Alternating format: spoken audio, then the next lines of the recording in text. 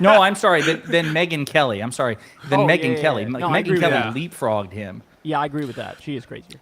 I remember there was a moment.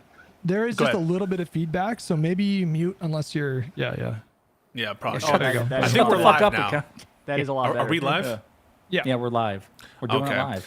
Well, what I was saying is, I think Megyn Kelly, there was like a moment during the 2016 debates where I felt like, oh, she's like a normal, sane Republican type person, but she just went full on like this like MAGA universe. I don't hear her say anything that's like even close to resembling sane. Yeah, it's wave riding. I think she's totally wave riding, totally grifting. She knows, like, Trump even said it one time. He was like, the only reason she's still gets numbers is because now she likes me. I think that's true. He's not wrong. What's interesting is she was interviewed by, and I'm blanking on her name. I think she's a New York Times columnist. I think Lula Garcia is her name. Or Kara Swisher? No, it wasn't Kara Swisher. Oh my God, no. Can you imagine?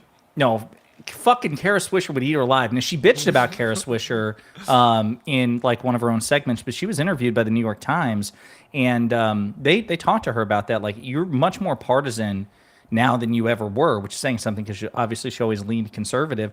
And she's like, yeah, I actually think it makes me more credible as a journalist, which is kind of strange because most of us are openly partisan, but we don't pretend to be journalists. And she's like, yeah, I'm a more trusted in my journalistic credibility when I show up at a Trump rally.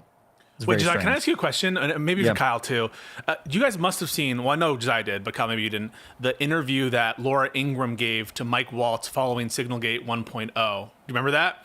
So I actually thought that Laura Ingram was like low key asking some good journalistic questions through the sort of like, but signaling always to Trump and saying like, Trump is the God King and all that stuff. But I thought she was making him sweat a little bit. Yeah. These people know what they're like. They know. Like I think that there is a journalistic questions like, so how did that name end up in your phone? They got sucked up. My contact got sucked up in another contact. And he's like on the verge of a panic attack the whole time. He's like, yeah, how like bullets.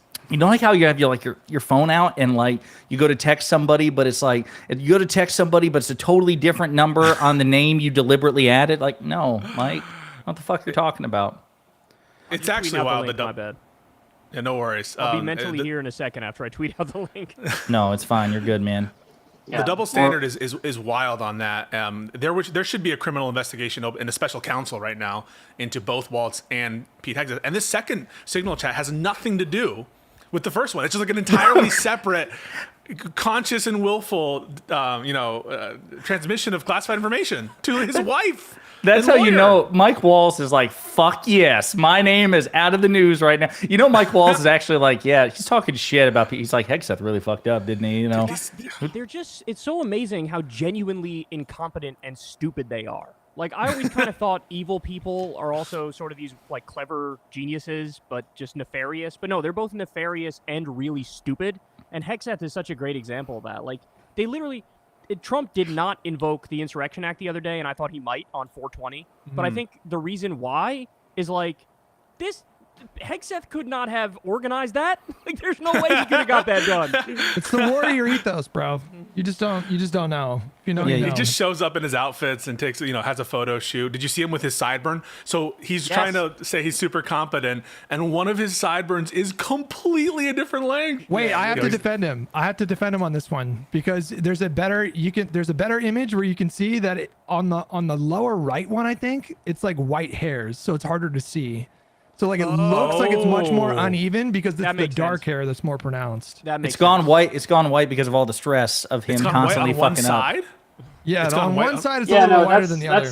But Hutch, that's just a sign that he messed up his touch for gray. Okay, that's just another sign of his incompetence. True.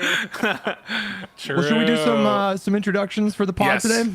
Yeah, I mean, this man needs no introduction. He's the host of Secular Talk and Crystal and Kyle and Friends and Family. I think at this point, like, we're just going to constantly move it out. It's Kyle Kulinski. What's up, man? Hey, thanks for having me, guys. I appreciate it. Can we turn him up a little bit? Is it possible? Because he's a little low. I could also scream into the mic if need be, if that helps. I think he's turning you up a little bit. No, I just cranked him up. So, chat, how does he sound? Does he sound better? Testing, 1, 2, 3. Testing, 1, 2, 3. Okay. They'll let us know. They're pretty brutal. They used to roast Pisco all the time. They're brutal on the audio. Let me tell you. Kyle, we're all big fans of your shit posting in the Trump era. It's pretty incredible stuff that you're doing over there. Yeah, people have asked me a lot, where do you get like the memes from? I'm like, I don't know. They just all pop up on my feed, and I just steal them immediately when I see them. You've stolen a couple of mine, Kyle. Admit it, I right? steal. I stole everybody on this podcast. I've stolen at least one meme from each of you. It's too good. I think your too most good. legendary post in the Trump era so far was when you were talking to Nancy beans. Mace about her Yeah, beans. the I don't know if beans. you're ever going to top that. Beans. You went too high too fast. 'Cause it's going to be hard to top that one. Yeah, that's gonna be on my So grave when I good. die. They're gonna have the bean tweet on my grave. Does Yeah, I'm Crystal actually trying to pull does that up. Crystal ever send you texts like, "Hey, bro, like maybe No, she loves take it. a Oh, she She loves loves it. it. Okay, Yeah, cool. You got a I supportive mean- partner. That's great. I do. Yeah, I'm very lucky to have a supportive partner. I'll tell a story here though. I actually got a text message from a random number after I went after Nancy Mace, and the person said that they were Nancy Mace's cousin, and I just lay off. No. Were they co-signing it? They were like, please tweet it again. Like, more of this. It was like vaguely threatening, but I paid no mind to it. I paid no mind to it. I was like, fuck, who the fuck is this? Get the fuck out of my face. It's so many beans. That's I a mean, lot in- of beans, you in nasty fairness- ass bitch. In fairness to you, it is a lot of beans, like a comically excessive amount of beans. But man, you went so hard on this tweet, man. Too good. Of all the Too things to go after her for. Bro, she's turned into a total psychopath. I think it's fair to say at this point. I mean, like, You saw that video from the other day where she's like berating a constituent The who's gay like, "Are guy? you going to do town hall?" Yeah, the gay guy. Are you Look, going to do any town halls? You guys would feel the same way if somebody broke your arm in public and wasn't held accountable at all. That's right. Wasn't that fake? Wasn't that a lie? Yeah, the It was like charges a got handshake. dismissed, I think. No, right? it was fake. She was wearing a sling the next day, Pisco. You can't Oh my fake that. God. You can't fake that. Just like these Dude. tattoos, right? Marijuana M, smiley face S. You can't fake that. yeah, speaking of Mace, though, I mean, she's constantly trying to make the news. She made it again because she popped off at a fucking constituent in a grocery store. Did you all see this shit? Yeah. Yep. I mean, what's up with that? What is going on with Nancy Mace? Is this like, a classic attention seeking, or is she having like a full blown meltdown? I think she genuinely might have mental illness. I think she might have she's unstable, so the attention seeking is so over the top. Like everything she does is performative. Well, AOC shared an anecdote about her, and it was the most believable anecdote I think I've ever heard. And it was some exchange that she had with her. They were in the halls of Congress, or maybe, I don't know, some setting, but AOC confronted her on the veracity of something that she had just said. Like, she was basically calling her out for saying something that wasn't true. And AOC said that Nancy Mace responded with, whatever, this is all just a game. And that is like so perfectly in character with the way that she's been behaving herself, because early on in her career, she was perceived to be not quite like John McCain Maverick status, but willing to rebuke Trump to a certain extent that a lot of other Republicans were not comfortable with. And then during the Biden era, she just kind of slowly more and more started making the trans stuff like her essential trait of her personality, like JK Rowling. And now she's just full on grift. So I think the DC Power just exposed her for who she always was, and we just had the wrong impression of her early on. She stood outside of Trump Tower in New York begging for his endorsement for his reelection, and that was either in 2020 or 2022. So like she's demonstrated this flip-flop behavior, but she's also been sane washed to some extent. Like I typically enjoy Charlemagne the God. He's a mixed bag for me, but like I think like when he's on fire, and he apparently was a classmate of Nancy Mace, and so he interviewed her when he was guest hosting The Daily Show, and went a long way towards humanizing her. I think when she had her beef with Jasmine Crockett, he kind of did the same thing. And I'll cover a lot on my channel, but I actually stopped covering Nancy Mace, not like I'm making her career or anything, because it occurred to me, like, compared to even most MAGA Republicans, she's just desperate for clicks. Like, like this entire party is horny, obviously, for attention. It's the currency of the GOP, but You could say they're hungry. hungry. That's what you did there. I don't feel like they're good everybody at on the it. panel didn't get that reference, which I'm surprised by. No, everybody got it. I Oh, for sure. I got it. Am I the only one? I didn't get it. We'll explain later. Nobody tell him. We're not gonna dig that one up. We'll explain up. later. Yeah. Pull it up. Man, pull it up. But in all seriousness, I mean, Kyle, I know you've always been pretty anti-Trump and anti-Republican, but man, you're going hard in the paint since this last election. And I know you and I talked about it when I interviewed you for my channel, but I'm curious, like, what prompted you to say, okay, fuck it, I'm taking the gloves off and I'm just going to troll and bully these people 24/7? Because that's what works, and that's what they do, right? I saw them do it, I saw it work, and I went, oh, okay. So all these years of like we'll meet them halfway, we'll compromise, we'll negotiate, we'll steel man their arguments, all of that came to naught. And I look at them and I go, okay, I'm going to take the things that you guys do that work. And what works for them is they create this positive feedback loop of all this insane energy where they're all posting their memes all day and they're all yelling at the left, and they create these like vibey arguments, wave arguments that people cling on to, people like Joe Rogan. And I was like, okay, we got to do the same thing, but on the other side now, because these people are absolutely fucking ridiculous. They know nothing. They're total fascists. And so we need to just like go for the jugular. And so that's what I've been doing. And I'm super happy I've been doing it. And if anything, I want to ramp it up 100-fold because this is what works. And so we're going to do it. So Kyle, is one of the things that you do repetition? So I notice it, for example, you have these phrases. You'll say the CFPB, the scam police, or you say foreign gulag, or the robber baron oligarchs. You repeat these phrases, which are true. I think they're true. They're accurate. They get both to like the actual facts on the ground, but also to the emotion behind it. But is that a deliberate choice for you to repeat, basically the anti-scam police, Is that deliberate? Yeah. Yeah, well, yeah, it is deliberate, but also I feel like since I do my show so much, I fall into these patterns where like it's kind of like what Trump does, except Trump speaks at like a second grade level, but he repeats these things over and over and over. Yeah. For me doing the show every day, like it all meshes together there where like I'm always doing it, and so it just comes out that it's very repetitive. And but that I do think that happens to be like a branding upside, like a marketing upside, where then you spread that and other people start saying similar things. And like I've been trying to bring back the term robber baron to talk about people like Elon Musk, and I feel like the more you say it, the more you repeat it, the more other people say it, and that creates that feedback that we're looking for, where everybody says it and everybody realizes there is no positive spin on a robber baron. A robber baron is by definition bad, and I want people to think that when they think of Elon Musk. Mm-hmm. Well, it's like you said, it works. It's like maybe 20%, maybe 15% of the population are as psychotically plugged into politics on the level that we are, and everybody else, they get their. You mean they're happier than we are, Hutch? Is that what you're saying? Much happier, much more well adjusted. But maybe most people get their news from talking to people at work or just scrolling on a social media feed. They're not super plugged in, and so that's the reason why politicians do stump speeches and repeat the same thing over and over again, because they don't just assume that everybody's already heard what you have to say. And so I feel like a big part of like our jobs in like the left-wing space is to appeal to normies, and so this is just one way to do it. Cameron, you got anything? Because I was gonna say, Cameron, we don't want to hog all the time trying to do this like relatively coherently, but you have anything for Kyle? No, I'm good. I love Kyle also. He's been a strong voice. I love the clip where you were debating Brianna Joy Gray about all the accomplishments of the Minnesota Dems. Like, I'm a very far left Democrat myself, but obviously it's like, look, I mean, we got to be real here. The fucking Democrats are obviously way better than the Republicans. And, I think I've generally you endorse the strategy of sort of like, if you live in a swing state, you should probably vote for the Democrats. But then if you live in a safe blue state, I guess it probably doesn't matter as much.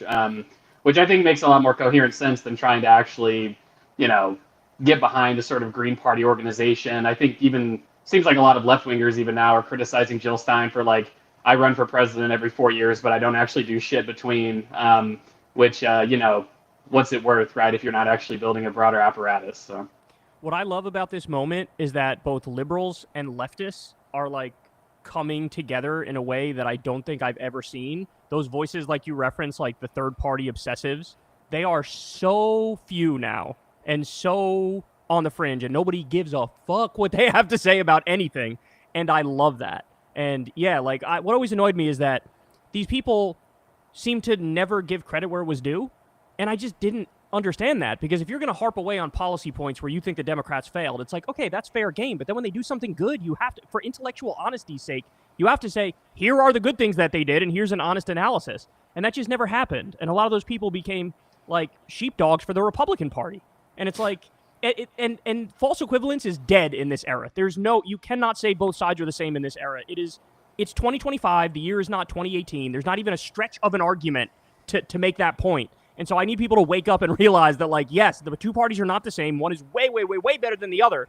And honestly, if somebody doesn't realize this in this moment, I kind of lose all respect for them because it's like it's so obvious at this moment. Hey, that's Piers Morgan's whole bread and butter, man. That's why I loved it. That's why I loved it when you went on. I'm glad you finally accepted his invitation and went on and laid down some facts. I will say, I think that when you give the Democrats their due, when you criticize them, it gives you more credibility. So, I think you occupied a really interesting space there because you relentlessly praise President Biden's domestic agenda, the accomplishments like him ending the drone war, the Inflation Reduction Act, the American Rescue Plan, the fact that, they didn't lean into austerity politics. They didn't go the Larry Summers route of, economic relief. They didn't do the Obama kind of trickle approach. He went hard in the paint. And you also criticized him relentlessly over, the situation in Gaza. And so that gave a lot of credibility there because you weren't just, it's not like you were totally silent on the policy accomplishments. And so did you feel that you were taken more seriously by people on both sides of this, that you were willing to call balls and strikes as you saw it, or did nobody give a damn? I honestly, I never know what people's reaction to me is because I don't look at any of the reaction. Because I've seen so many people who do what we do who have literally lost their minds reading the comment section and reading the Twitter replies. And so I started this maybe, I want to say 4 or 5 years ago. And I was like, you know what? I'm just done reading comments. I'm done looking at feedback. I'm just going to say what I think is right and then let the chips fall where they may. And then every now and then when you do that, I'm sure I've said some things that have pissed off a majority of people. And every now and then I say something that everybody likes. But, it's just, I feel like it's the only way to really maintain your sanity because I'm sure you guys have seen it too. I know you all have examples of people who've lost their minds in the comment section because they can't stop reading criticisms of them and taking it way too personally. It's kind of like the JK Rowling syndrome or the Dave Chappelle syndrome, where you get this kind of like opposition force that springs up. In both of their cases, it's anti-trans stuff or pro-trans stuff. And then they become so inundated and enmeshed with that experience that it sort of becomes their whole personality. And so now Dave Chappelle can't do a fucking stand-up special without making fun of trans people. And it's literally all JK Rowling tweets about all day, every day. That woman is she MAGA now, by the way? I thought I saw something that she might be MAGA or support Trump. No, it's a hop skip. It's a gentle British. hop skip and a jump Who gives away. a shit? Okay. Yo, listen, those Brits, for whatever you want to say about the conservatives in other countries, like none of them are as crazy as our MAGA Dude, I'd party. give If you anything. Look at Peter Dutton in Australia right now. If you watch the debate between Peter Dutton and Albanese, it's like a breath of fresh air. And now, if you watch it with an Australian, they'll be ripping their hair out at what Dutton is saying, but it's compared to nothing like what Trump was talking about in the trail, or even J.D. Vance. Same thing, by the way. I don't like Pierre Poilievre. I'm not sure that Mark Carney is my ideal candidate for the Liberals, but if you compare the debates, you compare the discourse, ours has regressed and is like the most depressing possible state of politics in the Western world. Well, but that's because we have probably the worst democratic institutions in the whole Western world, right? I mean, it's not surprising that we have this sort of radicalization of politics when we have a primary system that boosts radical voices on the right.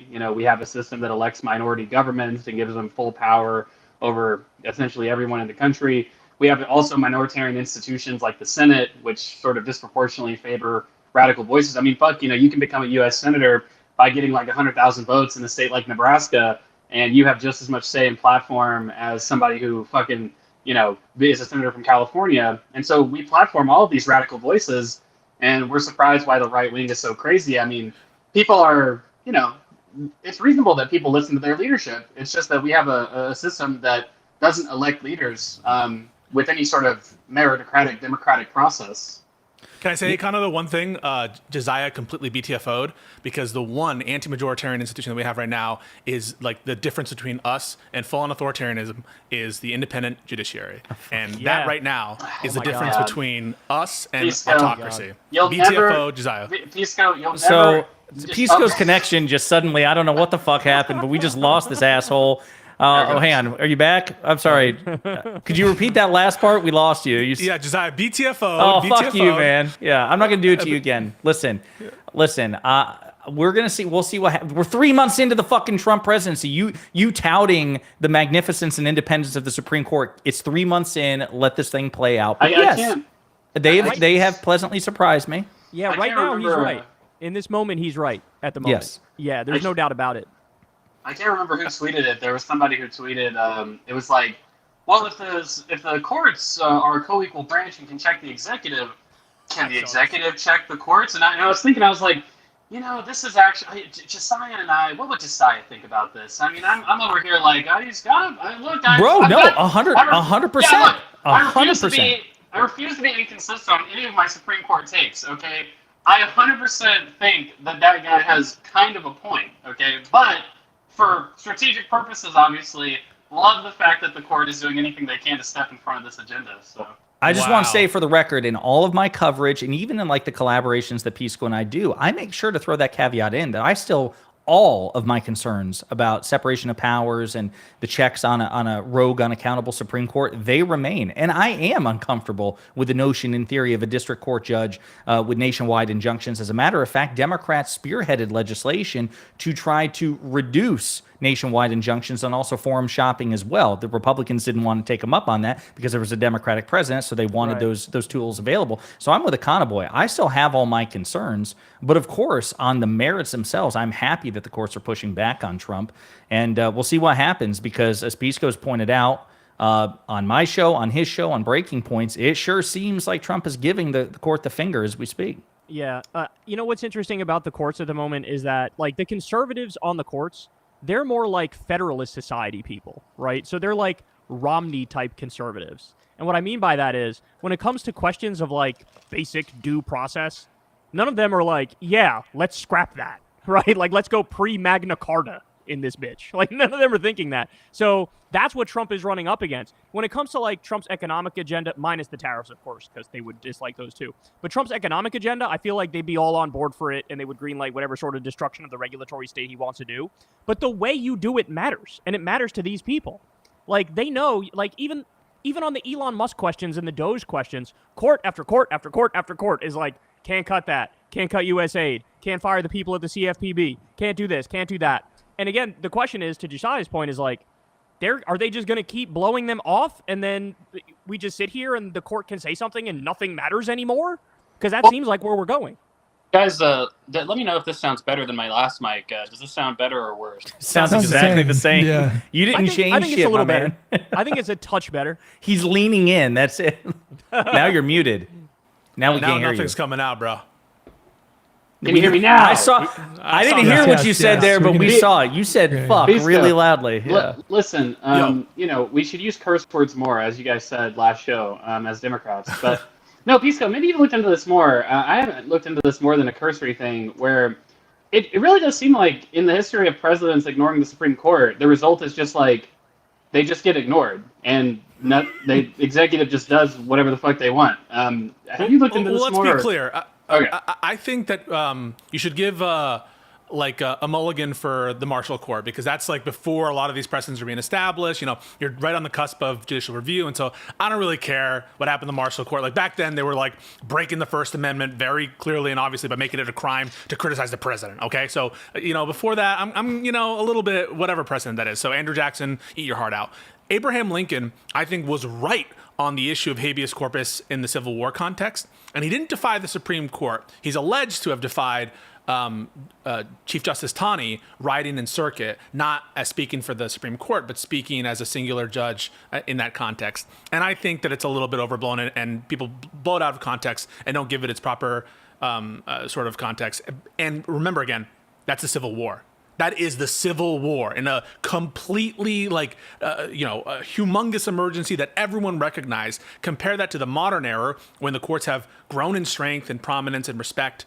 I don't think we've seen anything like this. Oh, sure. So you're downplaying the invasion from the southern border from Venezuela. Wow. Okay, you care about civil wars, but not invasions? Wait, Josiah, it's super interesting. There is alleged to be a report, a finding from the Trump administration itself that determines that there is no coordination between Tren de Aragua and the Maduro regime in Venezuela. And Yeah, I saw that. that shows, right? Like, if that's true, the courts need to step in and say, this is a sham. This proclamation has no effect. And if They may it's do because, that. remember, if it's the executive branch that's determining for itself that there is no link between Tren de Aragua and Maduro, then in what sense are we like infringing on the powers of this of Article 2 executive branch if we're just taking their determination and applying it?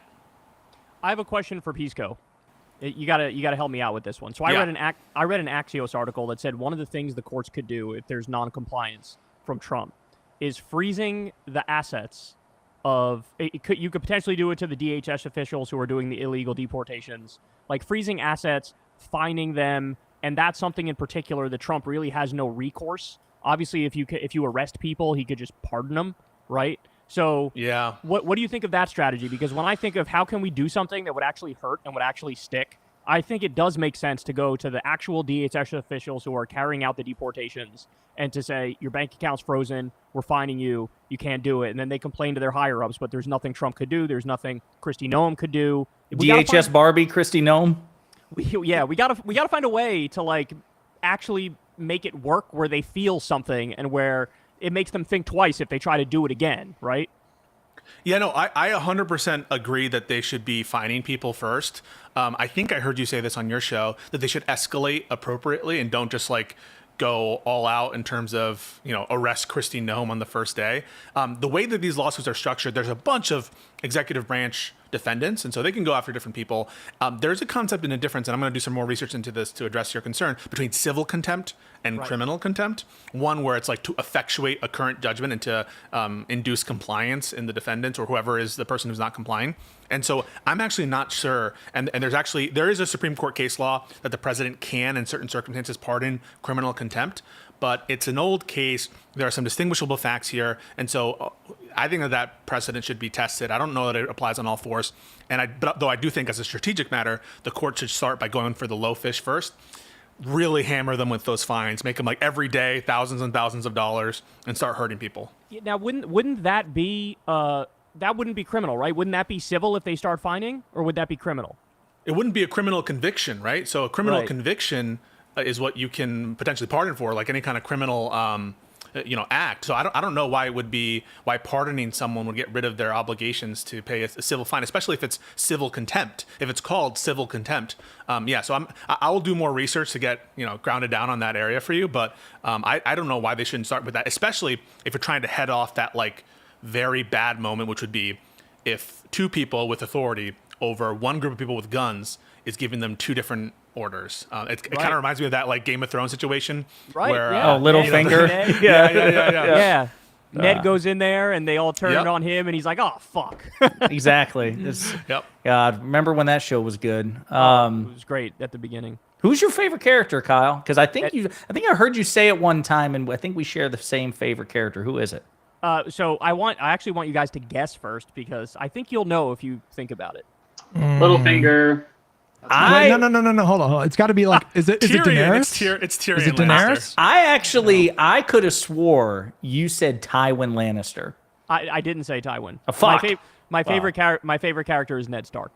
Oh, is it really? Yeah, and I love justice. Yeah, because he's all about honor and justice, and the fact of the matter is he was too pure for the world. Like the world of backstabbing and Machiavellianism sort of did him in. But the fact that there was a guy who was willing to stand on principle and like just genuinely try to make the world a better place, and he genuinely cared for his family, he was like the only pure character. And when he died off, that's when the show got really great, when he got killed, because then you realize like, oh shit. Anything can happen. Anything can happen here. Like, this was my guy. How did he die? He's supposed to be with us till the end. Daenerys is an actual populist, though. She was willing to burn it all down to build something new, bro. I hated what they did with her arc, though. I hated how... That's fair. Yeah, like the way they turned her into... I feel like it was so inartful, the way they turned her into the Mad Queen. You know what I mean?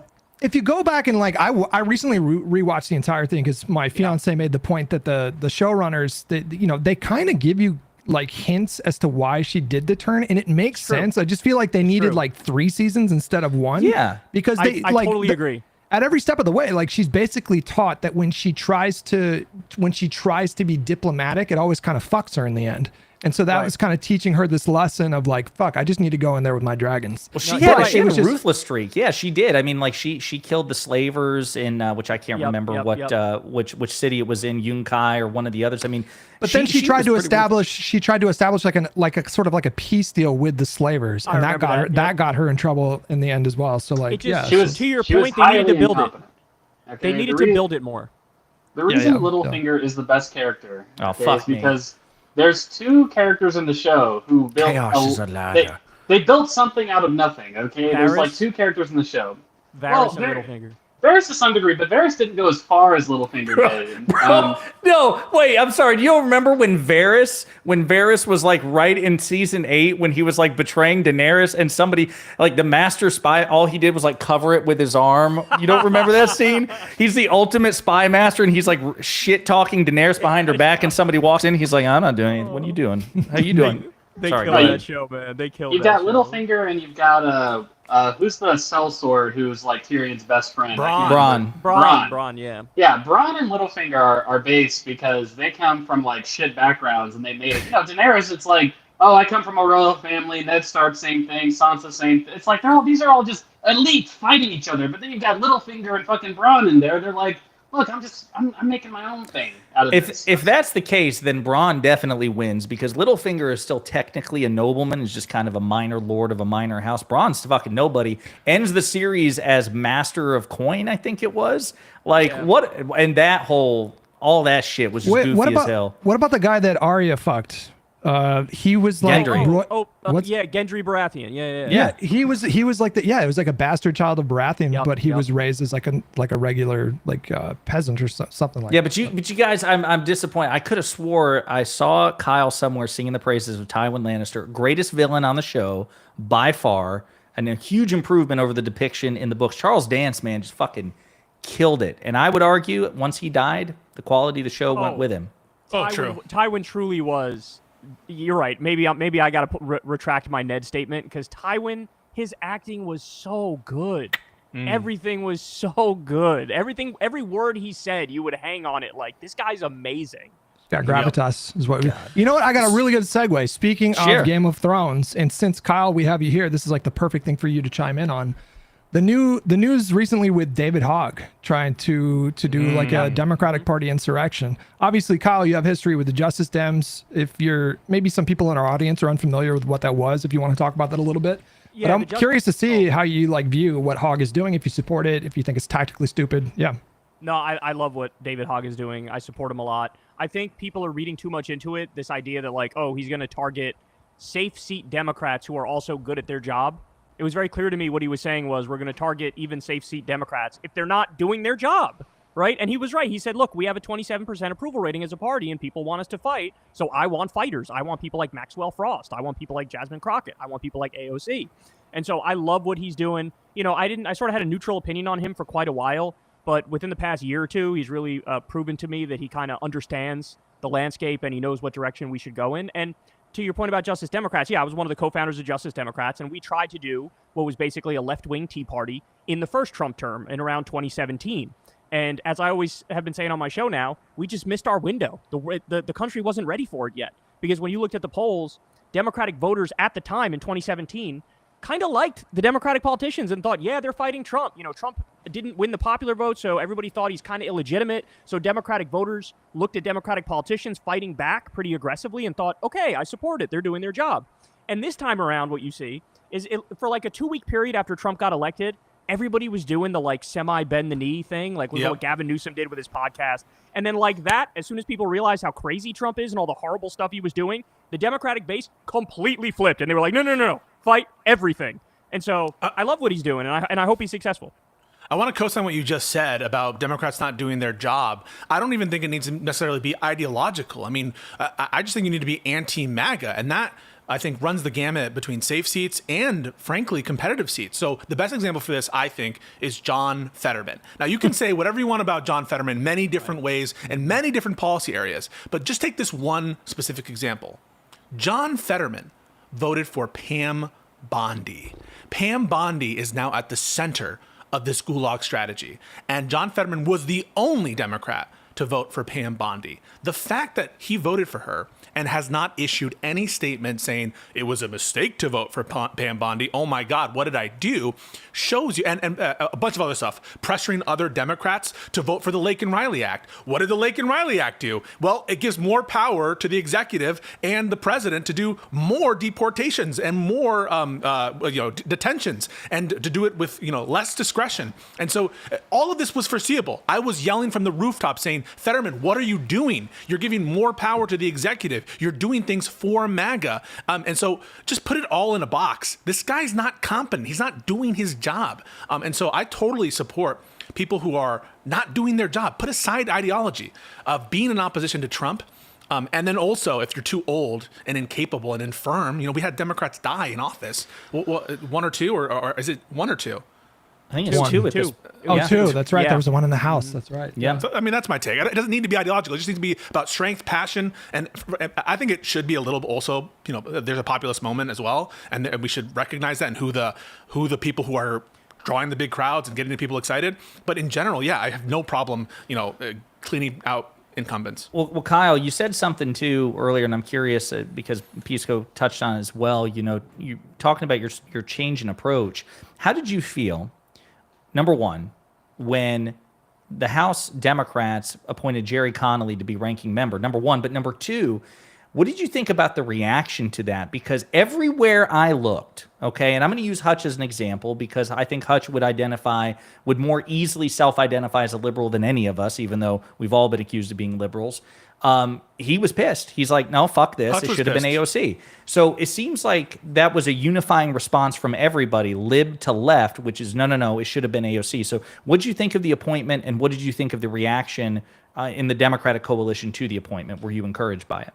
There's this mindset of like hierarchy and seniority in the Democratic Party. Like, this is how we do it because this is how it's always been done.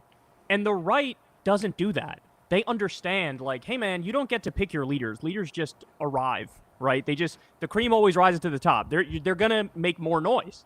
And so all the Democrats need to do is the exact same thing that the Republicans are doing, which is if somebody's good at speaking, if somebody makes good arguments, if somebody can create a lot of press, this is who you put front and center. And to pick Jerry Connolly over AOC, I mean, it's parody. The guy's 74 years old. He has esophageal cancer. You listen to him in an interview, you want to turn the TV off after 2 seconds. And like AOC, look at what she's doing now with this tour where she's doing the anti-oligarchy tour and ripping Trump all around the country in MAGA districts, nonetheless. And like, they need to get out of their own way and let the fighters rise to the top. Like, they have to stop thinking in this hierarchical mindset where there's seniority. When it's your turn, it's your turn. It's like, you shouldn't even be picking presidential candidates like that. You shouldn't go. When did we break that with Barack Obama? Then Barack Obama won. It wasn't. He came out of nowhere. People were like, "Who's this guy?" And then we picked him, and then he won.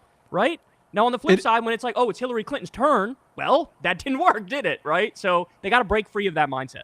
It is circular logic. It's just we do it because this is the way we do it. And there's no real attempt to justify it other than this is how we do it. And we've talked about it a lot on this podcast. I'm sure you agree, but this is now's the time in politics where your media presence is just so of paramount importance in a way that it was not 20 years ago or 30 years ago. You could be like a senator that nobody really knew anything about, and that would work for a really long time. And now it's just MAGA has demonstrated that if you can properly wield a social media presence, you can overcome so much liabilities that would normally like tank like a normal candidate. If you can get enough dunks on Twitter, I mean, look at JD Vance. I feel like he's just 100% just focused on cultivating a social media following at this point. What the fuck else does he have to do? I mean, he doesn't really have a... No. Yeah, The thing is, does. he's okay off like when he's talking and doing the interview stuff. I think he's okay, and they'll give the devil his due. But when he's tweeting, he's never tweeting bangers. It's these long, like boring passages that are internally contradictory, don't address like the concern, and so he's not good at it. And so where's JD's nasty ass beatings, bitch? doesn't do that. Where's that meme? I gotta say a kind word here about Tim Walz. Tim Walz is doing it exactly right now. He's doing these town halls in red districts. He's getting dunked on by Fox News, but he's reveling in it. He's like, I'm doing something right because these idiots are coming after me. When they tried to shame him about saying, I like to see the Tesla stock price go down. Oh, Yeah, miss me with that shit. He was like, did I stutter? I like to see the Tesla stock price go down. And so that's what we need, man. It's that mindset. Like, even negative press is not necessarily bad. I mean, if you are doing something bad and it actually is bad, then yes, negative press could be a bad thing. But if it's like fake outrage that the right is trying to dunk on you. That's great. I hope there's fake outrage 24/7 about me, because then more people know my name, and then they hear what I'm actually saying, and then they go, oh, that makes sense. I like that guy. It's almost like political judo, where he's Right. redirecting it, and trying to he's reinforcing his own momentum using theirs. It's awesome. I want to say there are also thought leaders. They're not just waiting for some curated fucking pollsters to come out and give them their talking points. And I know you know where I'm going with this, Kyle. I don't know what to say. Loser of the week goes to Chris Saleza. I think what's his last name? I don't know. Saleza, yeah. So he's like, guys, let me tell you why it's a bad idea for Democrats to call out the gulag policy. Gavin Newsom too, not just crazy. Governor Gavin Newsom. Newsom said it. What'd he say? Josiah. Newsom. Oh, yeah. Newsom what did he said, say? Newsom said the same thing, that it's a distraction and we need to be focused on the tariffs. He effectively said the same thing. Yeah. Dude, tariffs are going to be felt intrinsically by people in their day-to-day lives. No one's going to be able to avoid it. It's like economics is the 101. When you go to the grocery store, when you see your fucking 401k go down, no one is going to be able to be distracted on that. But the idea that we should just give up immigration, and look, they're relying on polls that are like generic immigration polls about what in general do you want to see. When you get narrow to the actual policy, I think there was a poll released today. There's like 15% plus support for giving this guy his due process. And I think not doing so is polling at like what, 34, 36? And the rest are like uncertain. But that's not a losing issue for Democrats. They're so crazy. They're so crazy. I saw a poll the other day. 26% support the idea of deporting people with no due process. 26%. And that's Trump's floor. That's like basically any other politician having 0%. Yeah.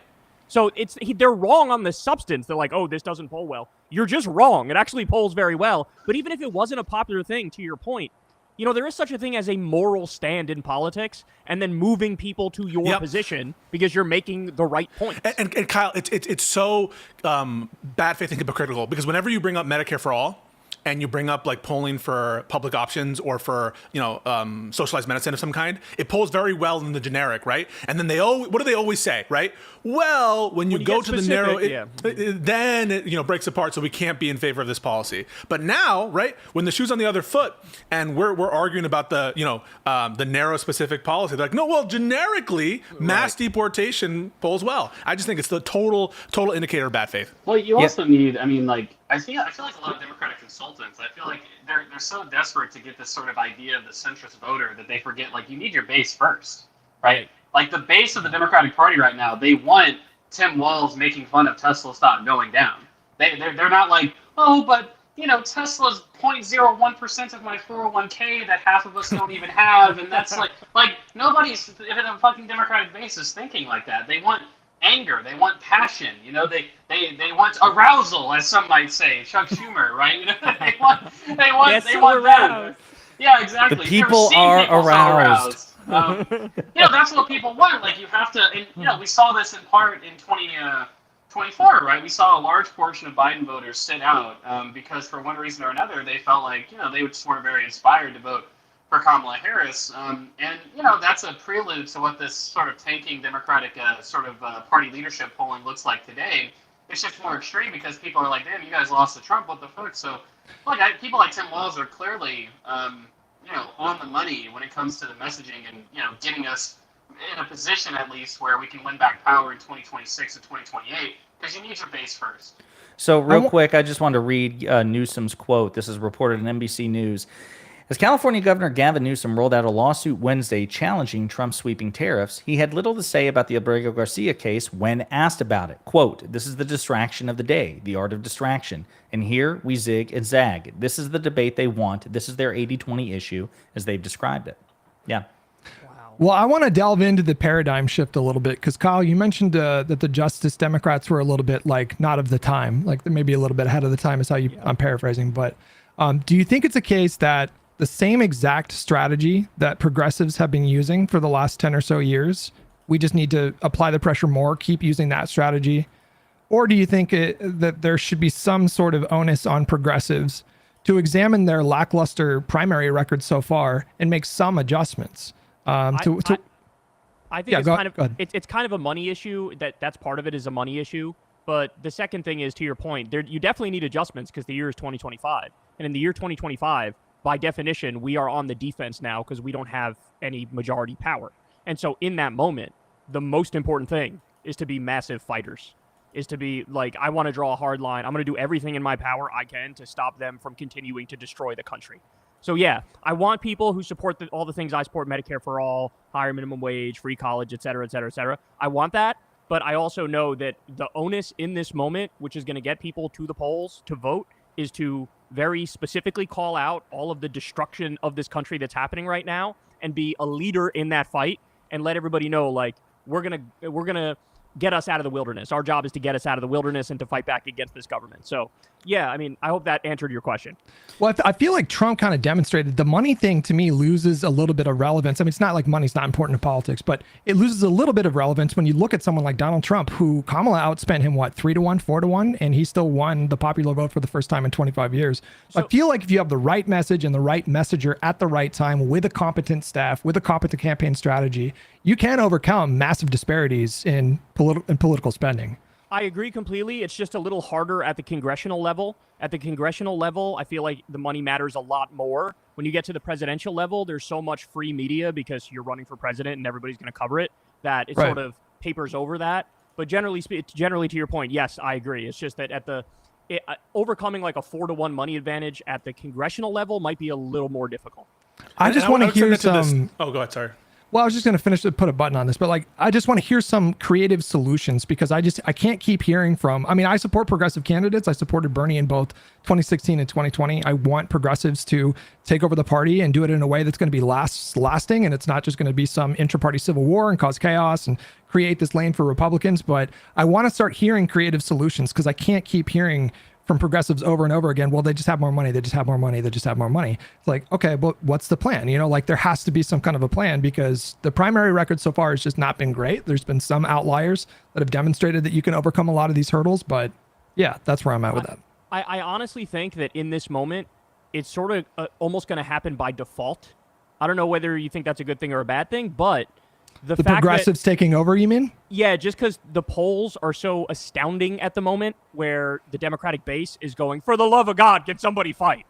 And the only people who are really going to take up that mantle and be super aggressive about it, I think, are the progressives, which is why you see AOC and Bernie doing their tour and why you see people like Maxwell Frost are becoming bigger names. Jasmine Crockett is becoming a bigger name. So I think that just because of the current political climate that we're in, I feel like the progressives, almost by default, people are going to pick the progressives more than they would in any other year. Because if somebody's running for office now as a centrist and they're trying to do the whole like, well, with Trump, maybe we can agree on these certain things, they're going to get booed out of the room in a Democratic primary. Well, to your point, there was a recent poll that represented a significant shift within the Democratic electorate. I'm the king of like citing polls without giving you any sources, but this poll showed up on my feed and it was one of the credible ones. I don't know, I'm going to make it up as like Gallup or something like that.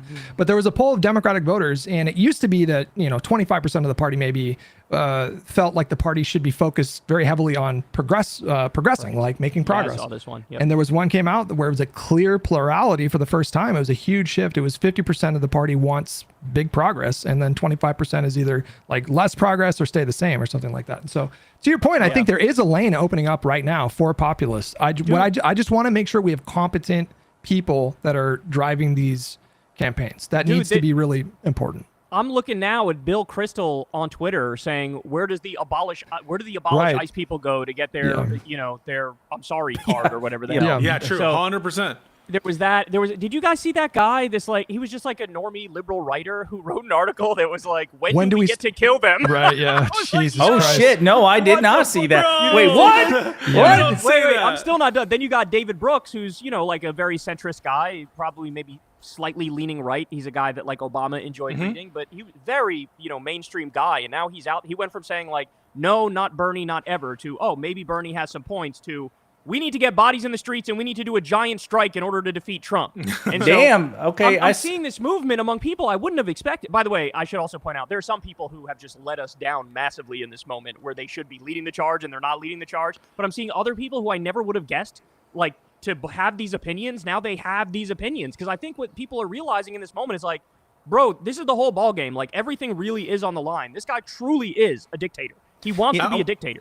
Yeah, and I got to say, somebody again, she's been very principally opposed to the Republican Party. I want to make no bones about it, but I got to say, even your wife the other day, Crystal, on I think it was Breaking Point, said specifically, she goes, she goes, I almost owe the libs an apology because I was concerned, or I thought that Trump would not be as bad as the libs thought that he would be.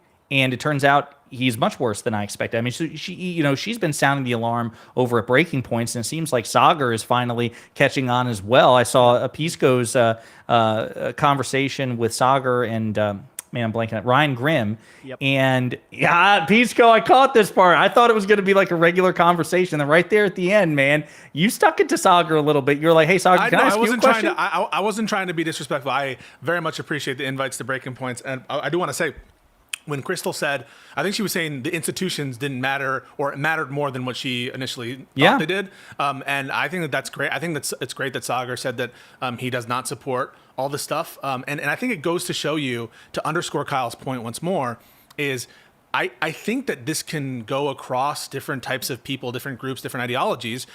I do think that the progressives are having a moment. I do think that they're the leaders on this. But take, for example, Cory Booker. Is Cory Booker known as some socialist? No. But everyone got super amped up when he did that speech, because that, to just stand for 25 hours, that got everyone excited. To just stand up for 25 hours. And he surged in the primary polls, by the way, which mean nothing at this point, right? We're like 3 years removed, but he surged to like a clear number 2 right after that. And none of us here would ideologically say that Cory Booker best approximates our views on any given issue. I don't know if anyone really among the liberal commentary class would say that, but we just want fighters. We just want fighters. We want to see that. I want to incentivize. I like that he did that. I want to incentivize all of them to do that. Imagine if every Van Hollen.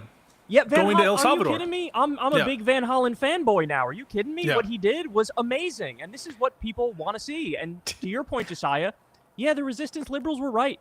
The most hyperbolic resistance liberal you could imagine in 2017 or 2018 on Twitter, who was saying like, Donald Trump is Mango Mussolini, he's Hitler, and he wants to stay in office even if he loses. And then, motherfucker, that's exactly what fucking happened, and he's going even further this time than he did in his first term.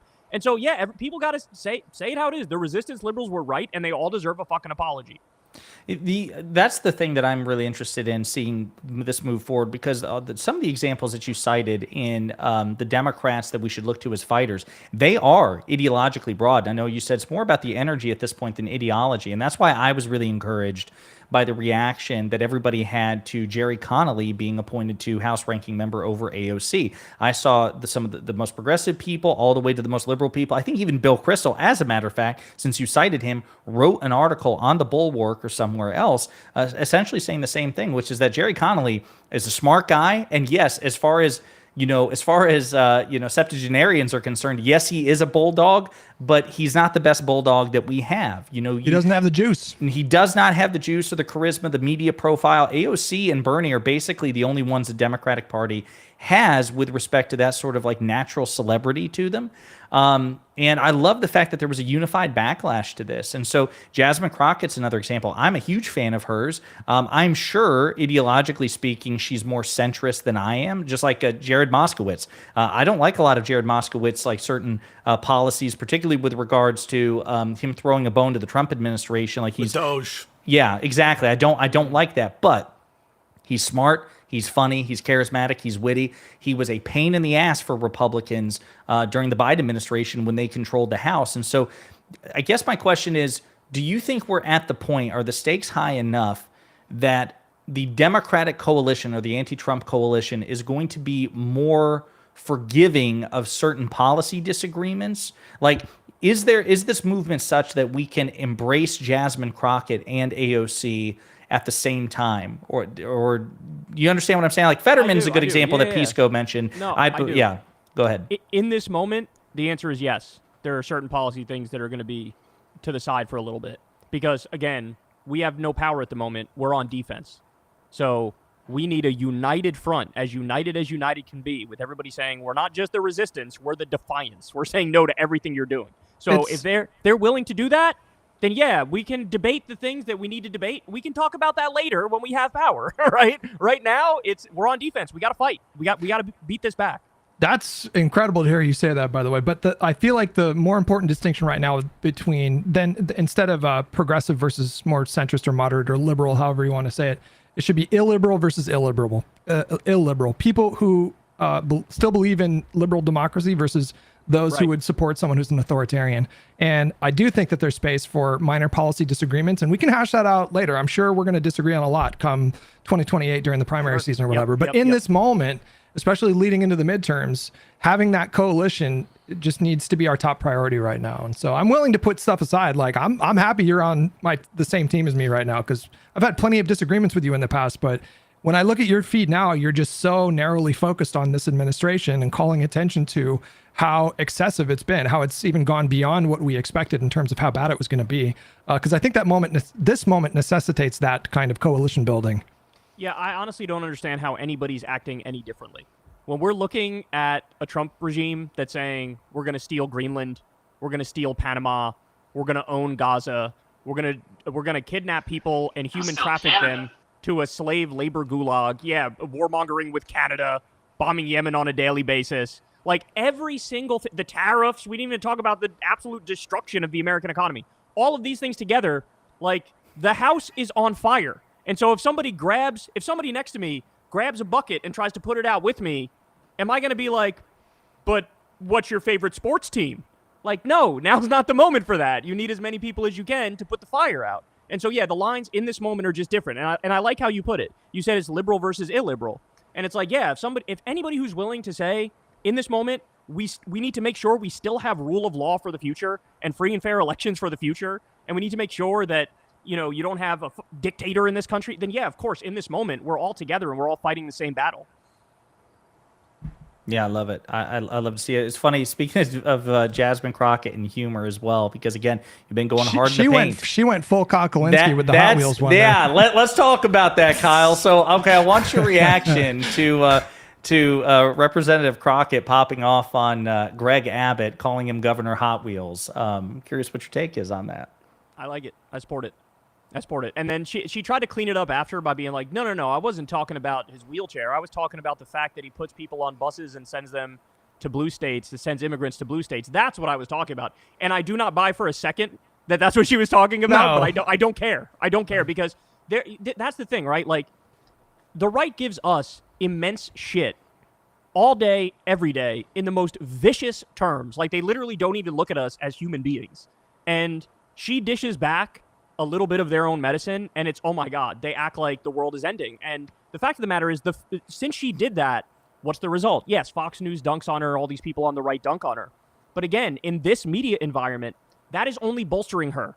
Because then people on the left look at them on the right and go, oh, well, fuck you. You guys said 17 things yesterday that pissed me off, and now here's one thing they say that pissed you off, and this is what you talk about all day? No, I'm defending her. She's my girl. And so that's what we need right now. And I hope she has more moments like that where it's like, I hate this civility stuff. Like, this civility is dead. Bipartisanship is dead. It's dead. It's dead. It's dead. So we have to act like that's the case and fight back instead of trying to appeal to their better nature. There is no better nature on that side right now. They're all marching lockstep behind Donald Trump. Like, what better nature is there? Well, I mean, fuck's sake, like, you've got, like, Donald Trump as your president, who everyone in the Republican Party supported. I mean, how could you possibly say, oh, the other side should be more classy when you've got Donald Trump? I mean, for God's sakes, like, Elon Musk is calling astronauts actual retards on Twitter, and they're like, oh my God, how could you possibly make fun of us or say this or that? It's like, bro, like, I had 500 subscribers when my first conservative called me a pedophile, dude. Like, this is just like a crazy group of people.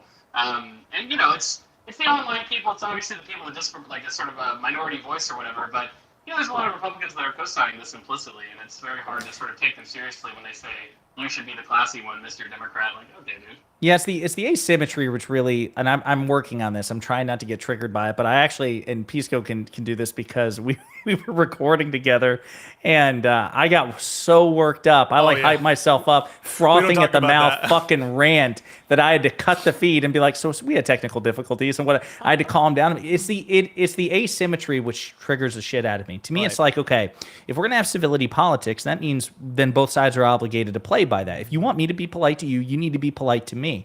But that's not what they want. They want the license to say the most unhinged shit, and it's not just random people on Twitter. It's the fucking president. It's Congress people. And it's senators. Against people. And it's against people who matter, right? It's not just idle like fucking shit talking. So when you start shit talking the chairman of the Federal Reserve, that has immediate impacts on the market. Right. The Dow plunges 1,100 points. When you shit talking foreign countries like Canada, all of a sudden you just switch their election outcome, and now it's more likely that the liberals, who are posed for like a historic defeat to the conservatives, are now favorites to win the whole thing. And so it's not just shit talking when it doesn't matter. It's shit talking when it absolutely fucking does matter. And the double standard is it's so apparent for everyone to see.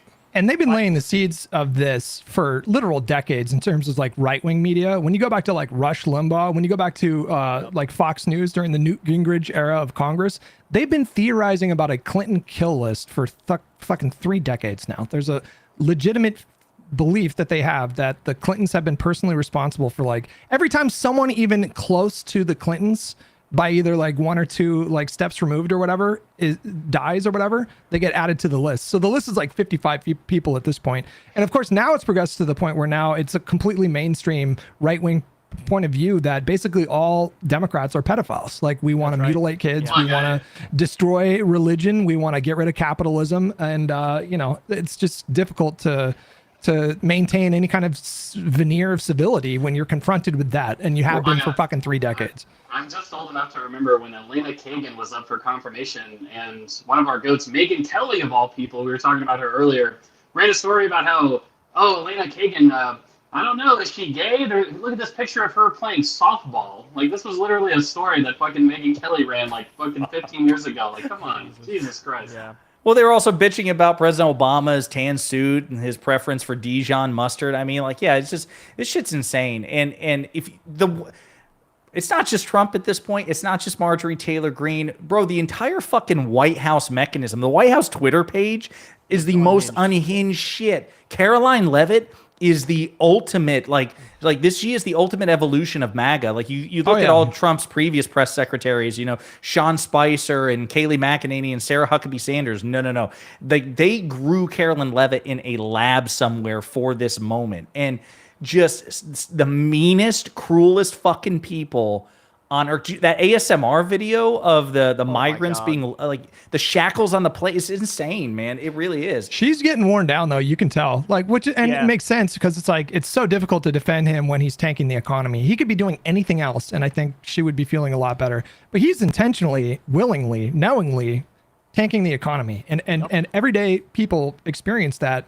I mean, companies all over the country right now, small businesses, big businesses are making really difficult decisions trying to navigate the instability of this moment. Is he going to do the tariffs? Is he not? It's just chaos right now. And so she has a really tough job. She has I think a more tough job than any of the previous press secretaries. Yeah. Bro, the dollar is plummeting in value right now. And normally when the stock market goes down, people do the flight to safety and the dollar goes up. But in this moment, what Trump is doing is literally turning the entire world against us. So they're dumping the dollar. And I don't know about you guys, but I'm not sure how much longer the dollar is going to be the world reserve currency because people just don't trust us anymore. Right? Imagine if it was Bernie doing that. Imagine if Bernie was president when he had this level of capital flight. Matty Iglesias posted that today, and I was like, damn, he's fucking right. Yeah, he's right. Yeah, they would try to assassinate him if this was happening under Bernie. They would try to absolutely assassinate him. On the one hand, I'm glad that we have the support from people who are like economically motivated, like fine, whatever. Like you said, Kyle, it's an emergency. On the other hand, when I see like the king of soy go on Fox News and be like, our soy is going to be, we're not going to be unable to price the soy because of the tariffs. And I voted for Trump. I didn't vote for this though. I understand, like, I'm going to take the support or whatever, but it feels like very shaky support. It feels like very, they might still vote for Trump anyway. And I don't feel like we should be appealing to the king of soy. I feel like we should stick with our guns and, count on him to make mistakes. And go ahead.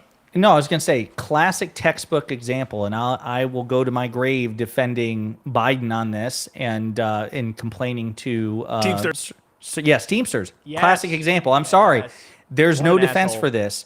President Biden saved the Teamsters' ass. Billions of dollars worth of funds for their pensions, which came from the American Rescue Plan, which was opposed by every Democrat. So some other liberal or leftist networks out there who Republican. talk about Every Republican. It was opposed by every Republican. Did not I say every that? I'm Democrat. sorry. Yeah, sorry. Every Republican. So when other liberal and leftist networks out there talk about, oh, what about Josh Hawley? He talks a good game.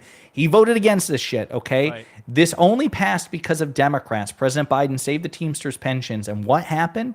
They refused to endorse Kamala Harris.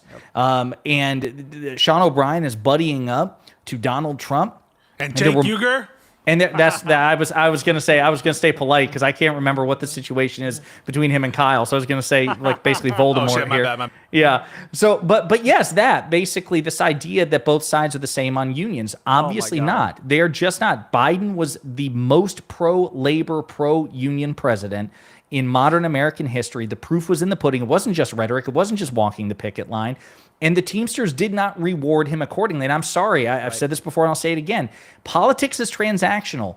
Both sides have to demand and expect reward. If I vote for you, you give me shit. If you give me shit, I'm obligated to vote for you. Right. And thus the cycle repeats. I'm sorry, Biden did hold up his end with something the Republicans opposed in a meaningful way, and the Teamsters did not reward him and his successor accordingly. And the Philadelphia Inquirer did a really good op-ed and examination about this, which is they spoke to all kinds of Teamsters members, and they recognized like, yeah, Biden did this, but it was culture war issues which motivated them. So I'll just wrap up by saying this. And Kyle, I'd love to hear your reaction to this. I am not a believer at this point that simply delivering material benefits to people will result in them voting for you. I think that's part of it, but I think that they have to be reminded, like, hey, I did this for you. The other party did not do this for you. Actions don't speak for themselves. If you want more of this, you need to vote for me and my party. And by the way, it was like virtually every other union in the country but the Teamsters endorsed Kamala Harris. It was like, I don't know the exact number, it was like 10-1. And the one didn't actually endorse Trump, they just abstained from endorsing. And the media narrative that came out of that was that somehow Trump has like working class union support. It's like, on what planet, when Kamala has every other union in the country and one union abstained, how is that a narrative victory for Donald Trump? I don't understand that. And to your point, I was furious with Sean O'Brien because, he literally delivered in every imaginable way on union policies. Oh my God, look at the NLRB. He had the most pro-union NLRB of our lifetimes, and it wasn't even close. It wasn't even close. And so when I saw that, to see the Teamsters react like that, oh my God, did that make me furious? Because to your point, I do think that in most circumstances with most people, it really does at the end of the day come down to material well-being. And in this instance, Biden delivered the material well-being for them and bailed out their pension, and they gave him the middle finger. And it's the podcast. I think it's the podcast. I think that's probably like, it's not the number. I don't know if it's like the main driver, but yeah, I mean, like it's all of these guys are listening to like 3 or 4 hours of podcasts every day. And right now, right wingers are just kind of like fucking cool for these podcasters. I saw this clip of That's going Andrew. away, but which is good. That's going away now, the coolness factor. But you're right, that last election, that was how it was viewed. Yeah, I just want to say, like, Midas Touch, I want to shout them out. I don't agree with all their policies per se on everything, but I mean, they are killing it, guys. Like, they are the number one. Yeah, I mean, God bless them. Somebody's got to dethrone Rogan. I'm happy it's them. 100%. Adam Mockler with the Midas Touch is killing it as well. I mean, like, this space is really beefing up. I know Kyle's channel is even increasing as well after the election. Luke Beasley. I mean, it seems like there is an appetite in this moment for, again, I guess people to hype the liberal left coalition up, to really speak to them. Yes, call out the Trump administration, but energize them moving forward. I'm curious though if this momentum will increase, because I got to tell you, as someone who's also a creator, you know, I'm burned out. Like, we're only 3 months in, and I am exhausted. It's a lot. There's yeah. It felt like 8 years.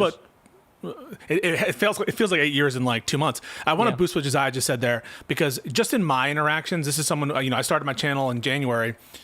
Today, this morning, Adam Mockler texts me and says, hey, I would change your title to this. It'll get better engagement. And I did it. You know, Kyle reaches out to me, say, hey, do you want to be on Breaking Points this day? Okay, great. Josiah constantly bringing me on his show. So just in my day-to-day experience, I'm finding that there's a welcoming among the new media of the left, at least the people I've interacted with, to to touch each other. I don't know if that's the right, you know what I'm talking about, to boost each other. Fuck. All right, listen, That was a Chuck Schumer moment right there. Holy fuck. I have a point here to boost each other up and to help each other out, and I really appreciate it. I think that there is a kind of desire to have these kinds of interactions, which I appreciate. We need an anti-MAGA like MCU. You know, we need like a network of solid coalition to go. I think it's going to go up. I think it's only going to get bigger. I definitely think it's only going to get bigger because my prediction, I think Trump at some point in this term, because of how horrible every decision he makes is, I think he's going to hit his floor. And I think his floor is anywhere between 26% and 33%, because that's the polls I saw when pollsters asked, should the United States steal Greenland? The low number I saw was 26. The high number I saw was 33. And I looked at that and said, oh, those are the too far gones. Those are the ones that would have no hope. But I think at some point in this term, just like right after January 6th, he was at like 30% in the polls. I think he's going to go back down to about that. And in that moment, everybody's going to be looking for what's going on, what did he do, what are the answers, how do we move forward? And I think that the natural place to go is to all the places you just mentioned. Well, if he's fucking the economy, that is the one sacred cow that you cannot fuck. And so, and it's typically the case that presidents in their second terms will typically like hit their lowest point. I think the only one to buck that trend was Obama, who started kind of like his presidency was like a W. It kind of went up and down, but he left at like 55, 60%, like really solid approval rating. Every other president, when they leave, I mean, look at George W. Bush, for example. He went as high as like 92% post September 11th, and he left office with, I think, 25% approval rating. So Trump is really going to test that Teflon Don moniker. He's going to put that to the test because, I mean, I'll have to hand it to him. If he can fuck the economy and still hang on to like 45% of people, Jesus Christ. I mean, he's like Superman, right? If that's the case, oh my God, if that's the case, I might have to give up on politics. Yeah, seriously. Well, it does seem that the margin of persuadables is getting, like, it's shrinking. I feel like in the Trump era, every election cycle. I mean, he is the least popular president really since polling really developed as we know it today, like under President Roosevelt and President Truman. The only president less popular than Trump now is Trump term 1. I mean, consistently unpopular because people have reached lower approval ratings, but he stays low the whole time. And his honeymoon period has ended more abruptly this time around than any president again in modern American history. And so I don't know. I the way I've described it on this show is Trump is still, he's still beholden to political gravity. He can just bend it differently, like he can leap further, descend slower. And it will be interesting to see what happens because he is underwater on the economy consistently. I mean, it's one of his lowest, approvals in terms of all the available metrics. And he used to enjoy the default Republican advantage on the economy because we've just graded these fuckers on a curve for the longest time. And then, of course, because he was a TV billionaire, he had an even greater buff. And he's underwater in this shit. And here's my question. Do you think that he's actually going to deliver any impressive deal with other countries? I don't make any predictions with Trump, and that's why I'm curious those who are more comfortable doing those predictions. Do you think that he's going to get like a landmark blockbuster deal with another country that he can tout as a success? He'll try to spin something like that's the case. Yeah. But this whole thing from the onset of it has been just preposterously stupid in every imaginable way. I think he both ideologically genuinely believes in tariffs, and I also think this is like a massively corrupt scheme where he gets to shake down countries and take a percentage or take a flat rate. Like, and companies. Yeah, right. So I really think it's like both things, and they're still botching it massive. I mean, his advisor is Peter Navarro. Peter Navarro is like a paranoid schizophrenic who cited himself in his own book as evidence for why he needs tariffs. He said Ron Vara, the expert Ron Vara says, here's why you need tariffs. That's him. That's Peter Navarro. It's like Dracula citing Alucard in something like the most obvious anagram possible. Kyle, did you see that there was a report about how Scott Bessent and Howard Lutnick of all people, because that guy's fucking crazy. Like, we're waiting around the corner to wait for Navarro to leave the Oval Office, and they ran in to beg Trump to do the 90-day pause, and that's what got Trump to do the pause, was waiting until Navarro was out of the room. And Bessent, insane. And Bessent came out with a message today saying that he's going to push financial literacy on Americans, like which is start amazing. with your boss, asshole. Right, exactly. Yeah, it's pretty amazing. Yeah. They picked Navarro because Jared Kushner just like was scrolling through economics books on Amazon And that's how they picked Navarro, is he asked Trump, like, generally, what do you think economics-wise? He's like, I don't know, tariffs? I guess I like tariffs. And then he went and searched, and they found that guy, Peter Navarro, and that's how he became his advisor. Like, this is absurd. Eeny, meeny, miny, mo would make much more sense, wouldn't it, than this shit? It's so funny you bring that up in terms of running the administration, because it feels like every single part of the administration is running like that, maybe except for the Federal Reserve. Like, think about the Defense Department. We have a news story today that there's a mass revolt in the Defense Department, that it's crazy. I forget the superlatives or adjectives used in that case. Meltdown. But the guy Meltdown. can't keep a staff. Yeah, a meltdown. He can't keep a staff.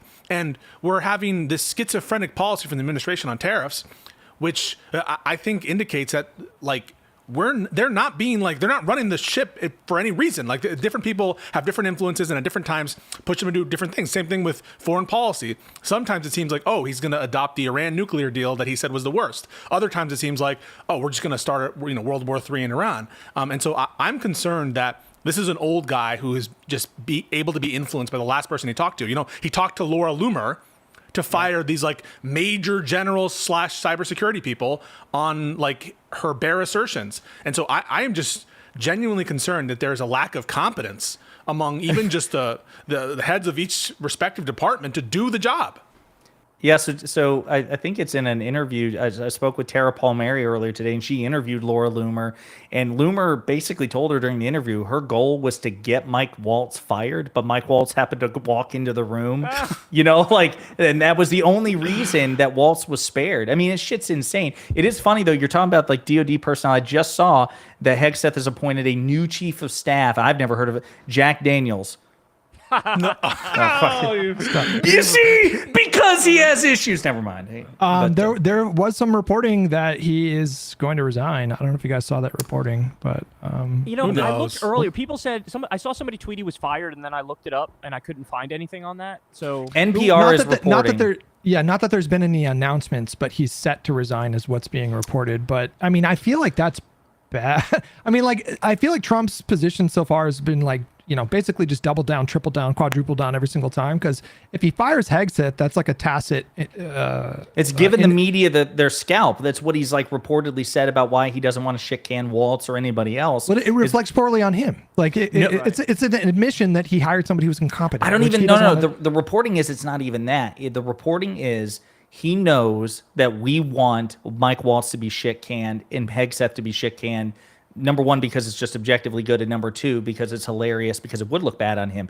I don't think he cares at this point about it reflecting bad on him. He just doesn't want liberals to win, and if liberals want Hegseth and Waltz to go, he's going to do the exact opposite. That's what the reporting is on this. Like, apparently, he really did want to fire Mike Waltz, but the only thing that kept him from doing so was the words were he did want to give the liberals a scalp. Yeah. Wow. Well, we should also say, Kyle, we usually go for about an hour and a half, but if you have to take off at any point, that's fine. I'm good. Yeah. I got about 40 minutes until I have to do Kyle and Corin, so I got some time. No, so that's about how long we have left. I think we're 70 days left until the tariff pause is over. Do you think he's going to cut it short, or do you think he'll run the distance and actually do the full 90-day pause? Dude, I don't know. To do the full pause or to like institute the actual tariffs?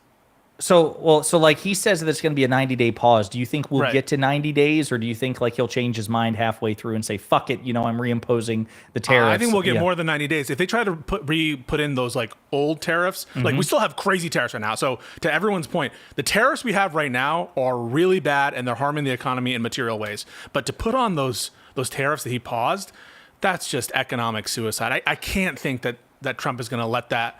The people around Trump are going to let that happen. I think they'll extend that. I think even the reduced tariffs, I think, are economic suicide, because it still includes, like, right now it's like 245% on China or something preposterous, and then 10% on everybody else, and 25% on Mexico, and 25% on Canada, and that's unsustainable. That's effectively just a colossal tax increase on the bottom 95% of Americans. And then at the same time, they want to do this massive tax cut for the wealthy and corporations. And so when Trump would go around saying, like, the 1890s, we were the best in the 1890s, he's trying William McKinley. He's trying to bring back the Gilded Age, basically. That was the Gilded Age. Yeah. So he wants a tax increase on normal people and a massive tax decrease for the wealthy. And so if he follows through, look, I'm telling you guys, in fact, I already think we might be there. the world hates us so fucking much now that they're looking to make deals around us. So I really think our time as the world reserve currency is on the way out. Because China, Korea, and Japan is crazy. The fact that China, Korea, and Japan that's insane. And China's now making deals with Europe. I think China is winning this tariff war. And you could make an argument that if Trump had gathered his allies and had targeted this all at China, maybe he could have gotten some results there. Maybe if he were a little bit less broad with the tariffs, but this policy is just killing his base. The working class people who support Trump, the farmers. I can't imagine that it's sustainable. But at the same time, I can't imagine Trump backing down and letting China have even an optical win. But I really don't know how he gets himself out of this mess. He could just lie. He could just get rid of the tariffs and then lie about it. And be like, I made a great deal with everybody involved, and they said, "Sir, you're a genius," and so I did the right thing. That seems likely. But let's bring in our resident econo boy. He's trying to talk here a little bit. Yeah, no, I mean, well, that's what he did last time when he did the tariff war with China. He basically said, "Oh, look, guys, we signed a great deal," and the deal was basically just like, "Hey, we're going to agree to just stop escalating." That was the deal last time that he signed, and people celebrated him for it. Now, one thing I wanted to add was that, the thing that he did to de-escalate from all the tariffs that he announced earlier was he basically just quintupled down on tariffing China and then did the minimum tariff across the board, in addition to all the tariffs on auto parts and steel and aluminum. And so people actually did the math, and the market was crashing because the weighted average tariff rate was 26, 27%, which would have been basically the highest that it's ever been on record. But because he made tariffs on China so high, and we get so much stuff from China, the weighted average tariff rate is just as high as it was when he originally announced the tariffs on all the other countries. The reason why the market didn't react as negatively was because so many companies have sort of tried to move into other countries like Vietnam and India and Indonesia because they've seen the writing on the wall. But even Biden was kind of hawkish on China. He didn't get rid of the Chinese tariffs either. And so when you tariff all of those other countries, in addition to what is already the highest weighted average tariff rate in fucking the history since we started tracking these things, if you were to bring back those tariffs that he announced in 90 days, I think you immediately see a 25-30% decline in the stock market because the whole entire supply chain would essentially be twice as expensive basically if you were to do that. So Trump has kind of backed himself into a corner by putting so many tariffs on China.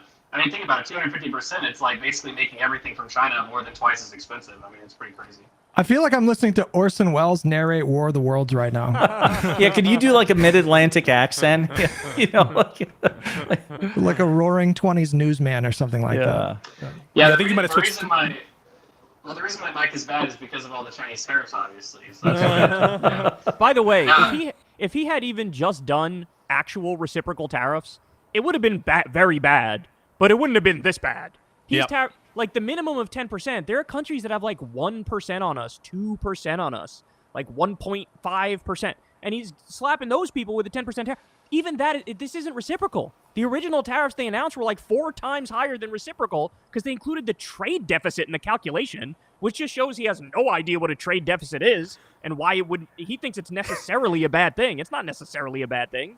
He tariffed the shit out of countries that we don't have a trade deficit with. It's Australia. We had a surplus with, right? Right. Yeah. That's right. Yeah. This shit. I mean, I don't know, guys. This shit's insane. Do you think he will? No, I'm sorry. Go ahead. Well, I was just going to ask. Do you think they're going to get murdered in the midterms, or do you think the culture war is going to buoy them enough to not? If we have the midterms, If we have the midterms, if we have the midterms and if they're fair and free, then the Democrats are going to have a historic wave. But that's it's a big if.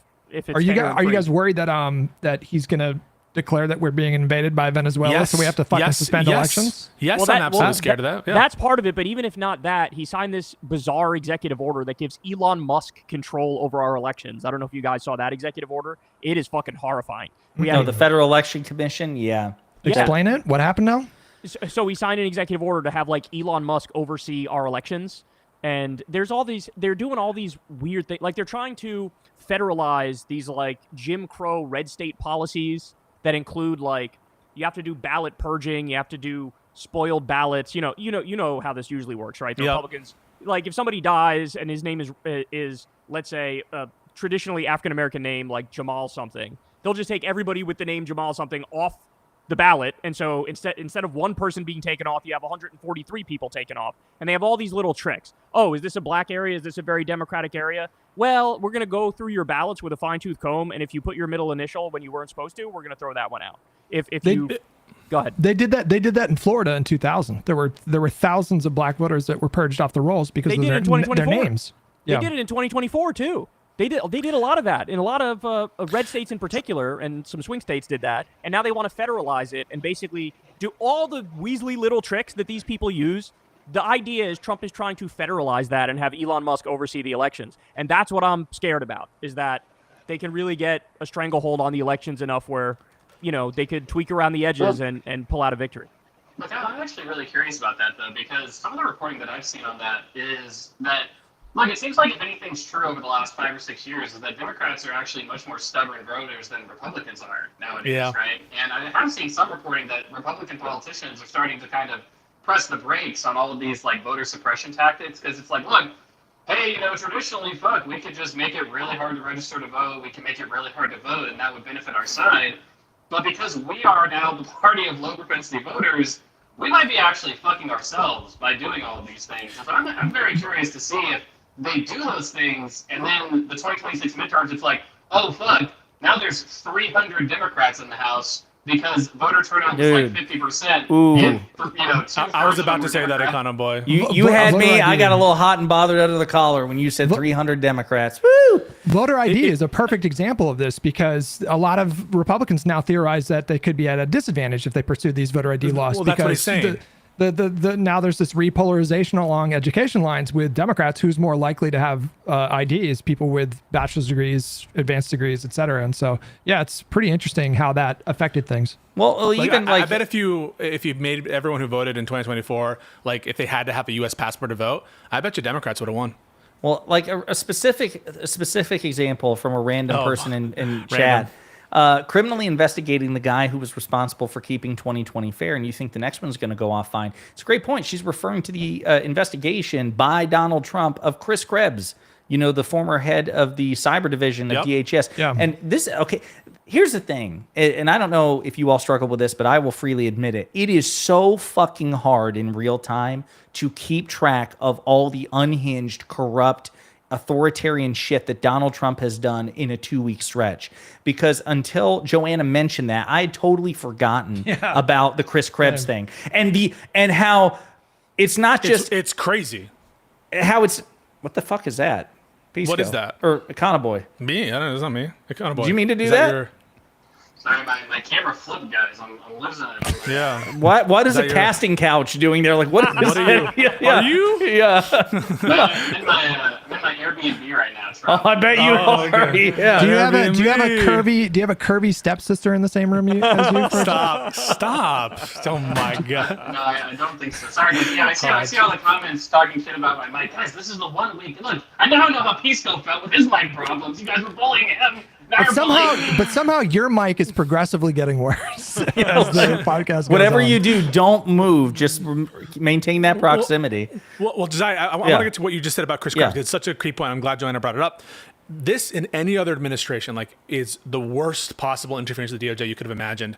In the Biden administration, people were constantly accusing the Biden administration of interfering into the investigations of Donald Trump, of initiating them, of trying to make them go faster. And here we have the sitting commander-in-chief, occupant of the Oval Office, stating and making an executive order saying, start a criminal investigation into a bureaucrat who signed off in the 2020 election, who told the truth. Just told the truth. And that's it. Yeah.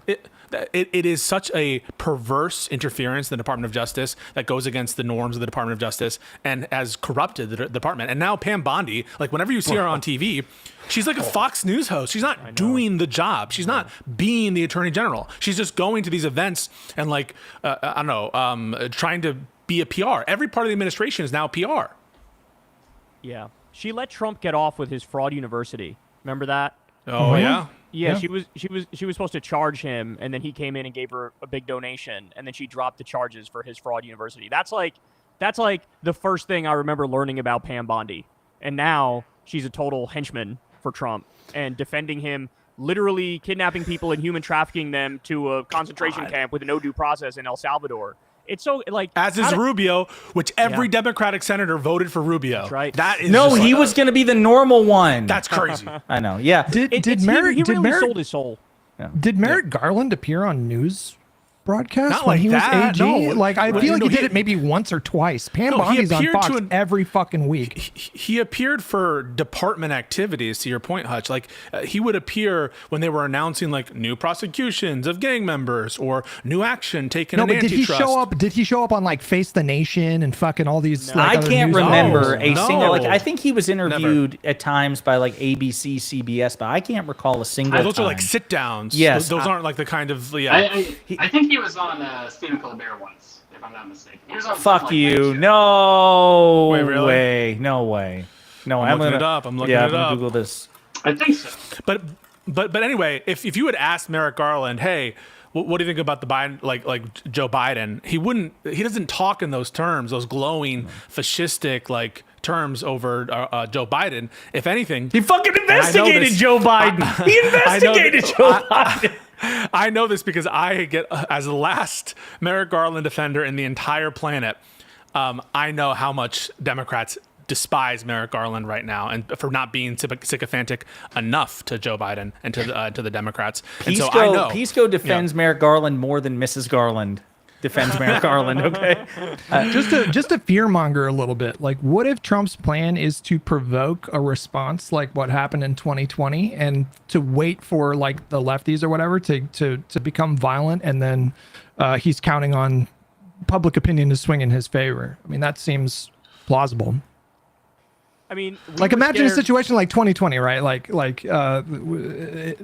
I think most people agree that it got out of control in a lot of cities, and we saw like support for BLM shot up to like 55% and went right back down to 40% after a lot of those riots happened. So what if he wants to provoke them to do the same thing? Well, I don't frankly, think he needs any provocation, though. That's the thing, right? Like, I was afraid that on April 20th, he was going to invoke the Insurrection Act and declare martial law because he's told the DHS to make a report about the border to determine whether or not he should invoke the Insurrection Act. And, of course, Kristi Noem and Pete Hegseth, they're total lackeys who are just going to tell him whatever the hell he wants to hear. So I was terrified that on 4/20 he was going to declare martial law. But CNN reported like a couple days before it that for whatever reason, they said, we're not recommending it yet. We're not recommending it at the moment. He doesn't need Yeah, an the sword of excuse. Damocles That's just my hanging point. over Is us. like, Yeah. I really think he would use, and he would literally just, if he wants to do it, he will literally come out and say, yes, I've determined there's an invasion at the border, so I'm declaring martial law. He doesn't even need like even a semi-legitimate reason. That he just does what he wants at this point. He just gets away with all of it. I mean, after pardoning every single member of the January 6th Right. riot, I mean, I'd be fucking shocked if in January 2029 there wasn't more violence than January 6th, 2021. I mean, And there's we find a people- letter where they've been preemptively pardoned. Right. You know. Well, look, I mean, it's terrible. the only difference between this next time and the last time would be they'd probably get pardoned next fucking day, right? I mean, like before he left office. I mean, I just think that, when you beat the shit out of a cop and you get pardoned, I mean, what kind of person are you? And, are you more or less likely to do it again, right? I mean, I don't know. It's a very scary time. It's one of the reasons why you don't pardon 1,500 violent fucking rioters who tried to overthrow democracy, but, what are you going to do? Did you know Trump is going to pay some of the January 6th rioters Reparations. Did you see this? He wants to. Yeah, and I think they're using like a law that's already on the books to send the funds to them. So I think he actually is just going to do it. I don't even think he's trying to do anything through Congress. I mean, this is insane. Like, what he's saying is, if you do political violence for me, that is good. Like, that's good. We want that. And, who does that? Dictators. Like, this isn't hard to figure out. That's why my fuse is so short with people who are not calling this what it is at this point. Because it just feels dishonest to me. If you're not admitting what this is, it just feels dishonest. I think if he were to suspend elections, for example, in 2026, I think that would provoke probably like the largest movement I ever. agree. I think it would eclipse 2020, civil rights, all that. I think it would be nuts. Yeah, totally. We got to be ready to go on the streets, though. We got to be ready to go on the streets, and that's one thing that I think people are now, I think, starting to take in as part of their DNA. With some of the protests that we're seeing, some of the rallies that are happening, and I think people need to get it more in their DNA, that you got to be ready to go to the streets, take to the streets, protest, because I don't think we can rest on our laurels of looking at opinion polling, because I do think that nothing has passed these people to interfere in the elections or interfere in our process. So just stand back and stand by, peacefully and patriotically, of course. But I think that this culture needs to be proud, boys. It needs to be established. It needs to be promoted. It needs to be grown. And that's why I love people like Kyle putting a spotlight when these protests do happen and calling them out and praising them and stuff, because we're going to need more of that, and it's going to need to be escalating and become actually more intense as the elections come up. Well, They speaking were of protests, huge, bro. They were huge protests. the hands-off protests, It yeah. was gigantic. It was gigantic. It was amazing. I was so happy so many people went out there. Yeah, it was a bit of a belated response, but that was one of the biggest mass protest movements or mass protests in history. I mean, millions of people. I think it had a presence in all 50 states. It exceeded expectations. It was a colossal showing. The thing is, though, I just feel like in the Steve Bannon flood the zone approach with bullshit, I feel like it's worked pretty well for the Trump administration as far as obviously it's not done wonders for his popularity, but that's largely due to the economy. I mean, I think that's the thing that's really dragging him down. I don't think him shit talking Zelensky, made much of a meaningful dent. The executive orders regarding January 6th, I mean, that's really when we should have seen, his approval rating go underwater, and it just kind of trudged along. I just feel like people felt so defeated after that election. I mean, this one stung worse than the first one. And so I just felt like anecdotally, my own audience, I mean, everybody was so burnt, especially like the transition period. And so, but you're starting to see that change now. Yeah, but I'm curious. So do you guys think that, do you think that the Bannon strategy has outlived its usefulness? Like they've reached the end of their tether with that? Or do you think it's still going to have quite a bit of utility, like Trump just spamming shit out as quickly as possible in order to, Signalgate's a good example. So, we talked earlier about the recent scandal with Pete Hegseth, which is basically Signalgate 2.0. Signalgate was the biggest controversy that made a meaningful impact in Trump's approval rating, even more so than the January 6 pardons. It was the Google searches for this were off the charts. And then it seems like for the past several weeks, nobody was talking about it because finally the Trump White House was like, okay, we just need to shut the fuck up about it. We refuse to answer questions about it. Caroline Leavitt standing up there saying, we've already addressed this, move on. And the media just let it go, right? In a way, by the way, they never would if it were a Democrat. We all know this. If it had been President Clinton, President Hillary Clinton, President Biden, President Obama, or whatever, under similar circumstances, it didn't matter if their press secretary said, we're not going to talk about it, the media would be relentless in this. But they gave up. They kind of threw up their hands. And so I'm curious, do you think that these sorts of controversies, like even the Abrego Garcia case, do you think that they have serious staying power? Do you think Bannon's strategy is paying dividends?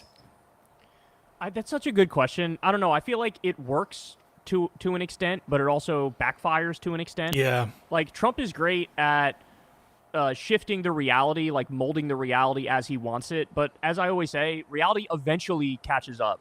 And so Signalgate stuck. Definitely the Kilmar Abrego Garcia thing stuck. And what was interesting is there were other stories too. Andres, for example, this was another guy. He was a gay makeup artist who was sent to the El Salvador Gulag.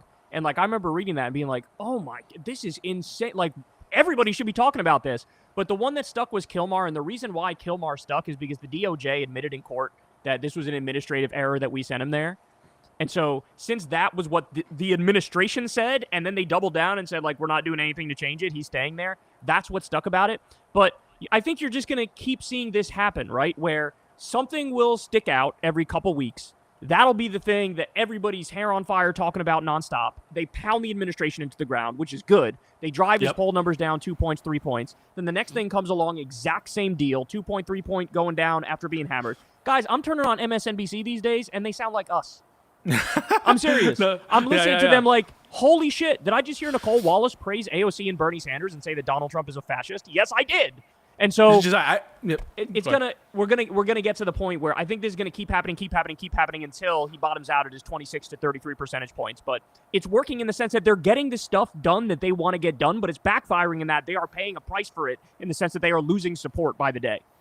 I totally co-sign and agree with what Kyle just said. I think that a lot of these stick for certain populations. The best example of this, I think, is Canada. So in the Canadian population, they heard the 51st state, 51st state, 51st state, and then Trump shut up because someone told him, "Hey, you're crashing the election for the Conservatives," but it stuck.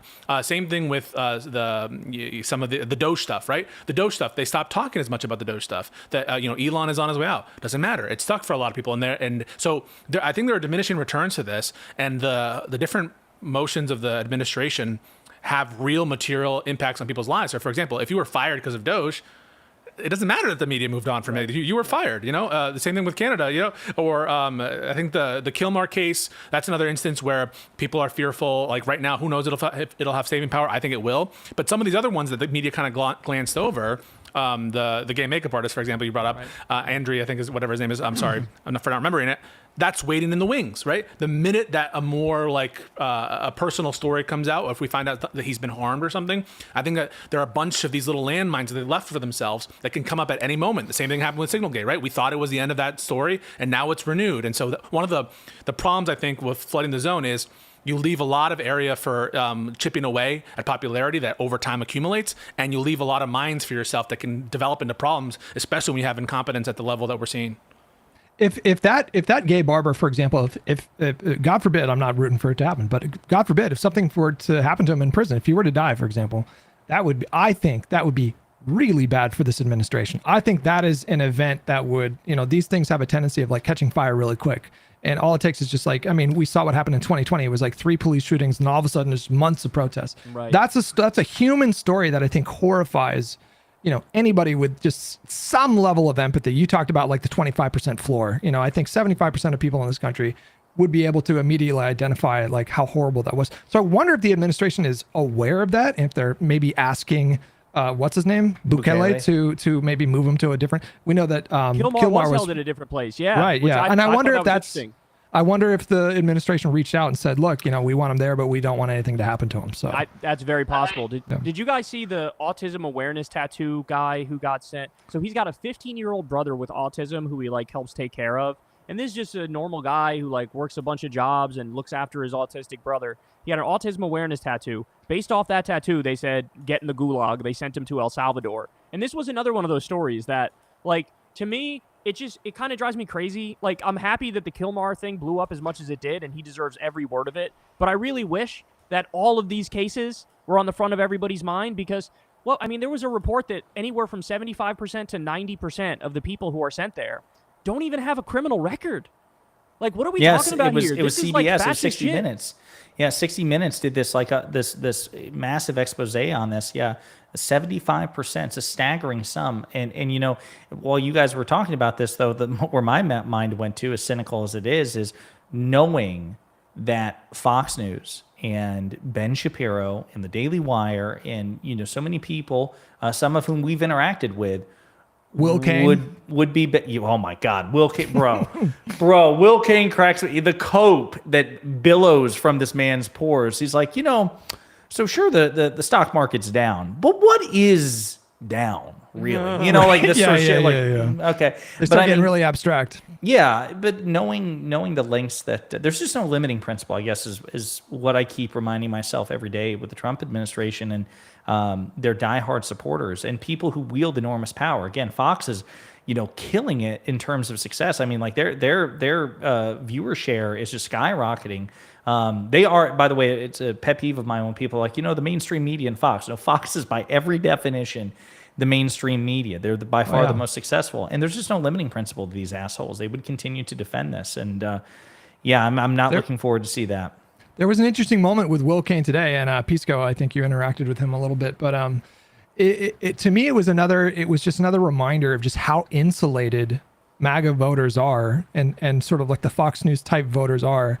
Like, how did you not know that Trump had talked about sending homegrown people to El Salvador, sending U.S. citizens to El Salvador? He did it on camera, live in the fucking Oval Office. Then he corrected himself.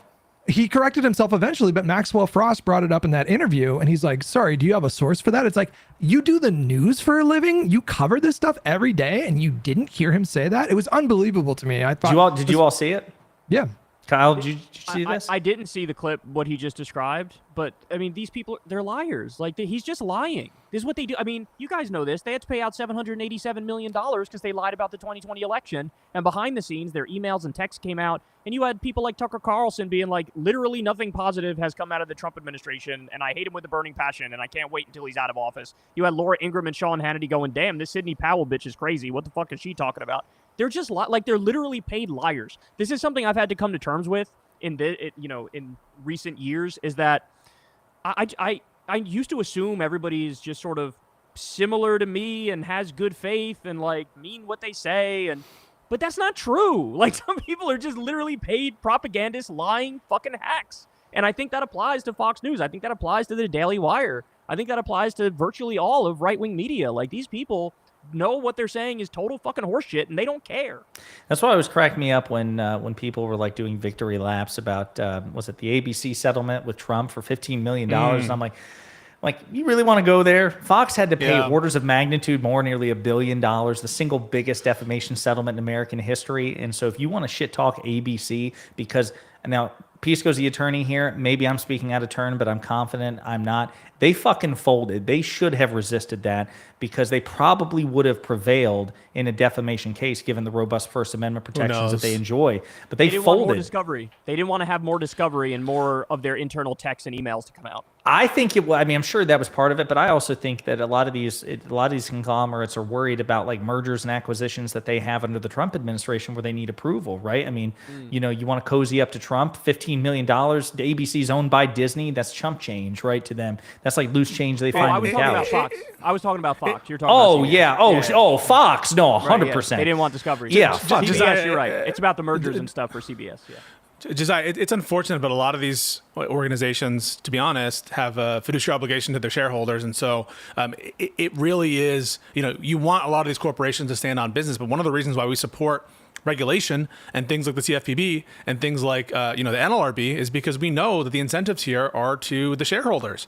And, if they have a legal obligation, a legal enforceable obligation to their shareholders, it's tough. So I don't actually know what was going on in the internal deliberations, if they thought it was a strong case or a weak case.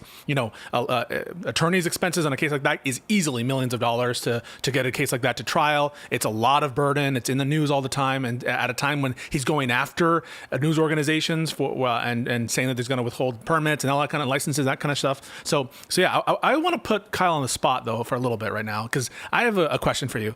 Are you going to be able to bring Joe Rogan back? Oh, that ship sailed a long time ago. You don't think you can do it? Because, bro, because you put on a video where you're like, oh, even Joe Rogan says this kind of thing. So do you have any... Did you see the title of that video? Joe Rogan finds his balls. No, you got to watch the whole thing, because the conclusion of the video is he's got a long fucking way to go before he retires back. No, like, what I tried to do that, Pisco, when I used to go on his show. I've been on his show like 5 or 6 times, and I knew my mission going in there is like, this guy has a giant audience. I hope that I can expose his audience to some left-wing ideas, and I think I can convince him of said left-wing ideas.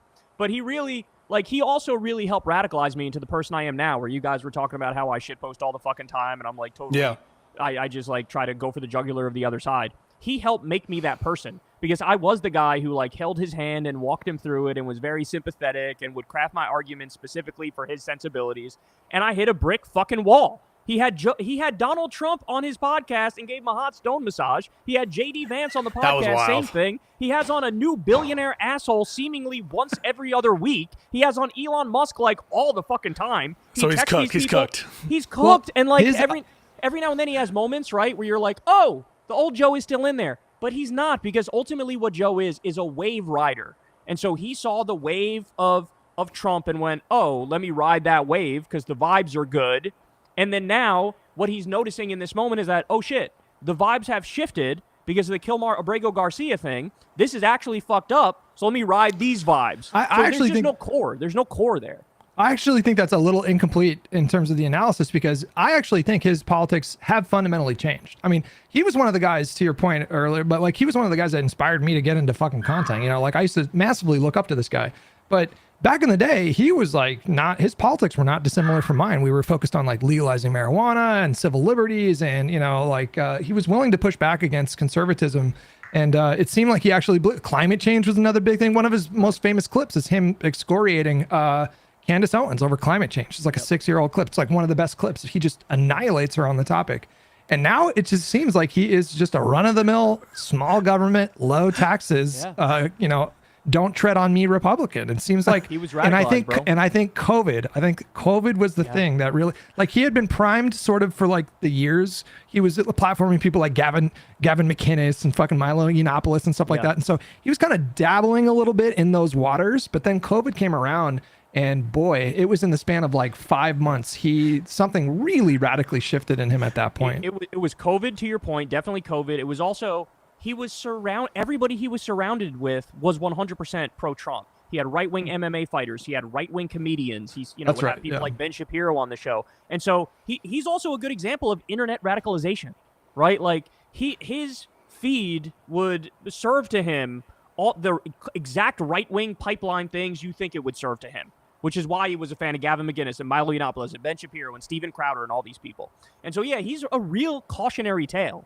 And again, that's why it's actually super important what we're doing and to be really loud and aggressive about it, because we can't let that fucking happen again. I mean, we've already lost a generation of young men to Andrew Tate's bullshit, right? And to Joe Rogan's bullshit. And it's like, we can't have that happen. Did you guys see that article? Contrast. Did you guys see that article of the Gen Z girls are purposely dating millennials now because the other Gen Z boys I did see are that. all No, fucking, I did not see that. because they're all Andrew Tate assholes who are like, get in the kitchen, shut the fuck up, make me a sandwich, suck my dick, and then leave. And the millennial guys are just normie, like, yeah, I believe in equality, whatever. And the Gen Z girls are like, oh, I love millennials. Like, I'm gonna date only millennials now.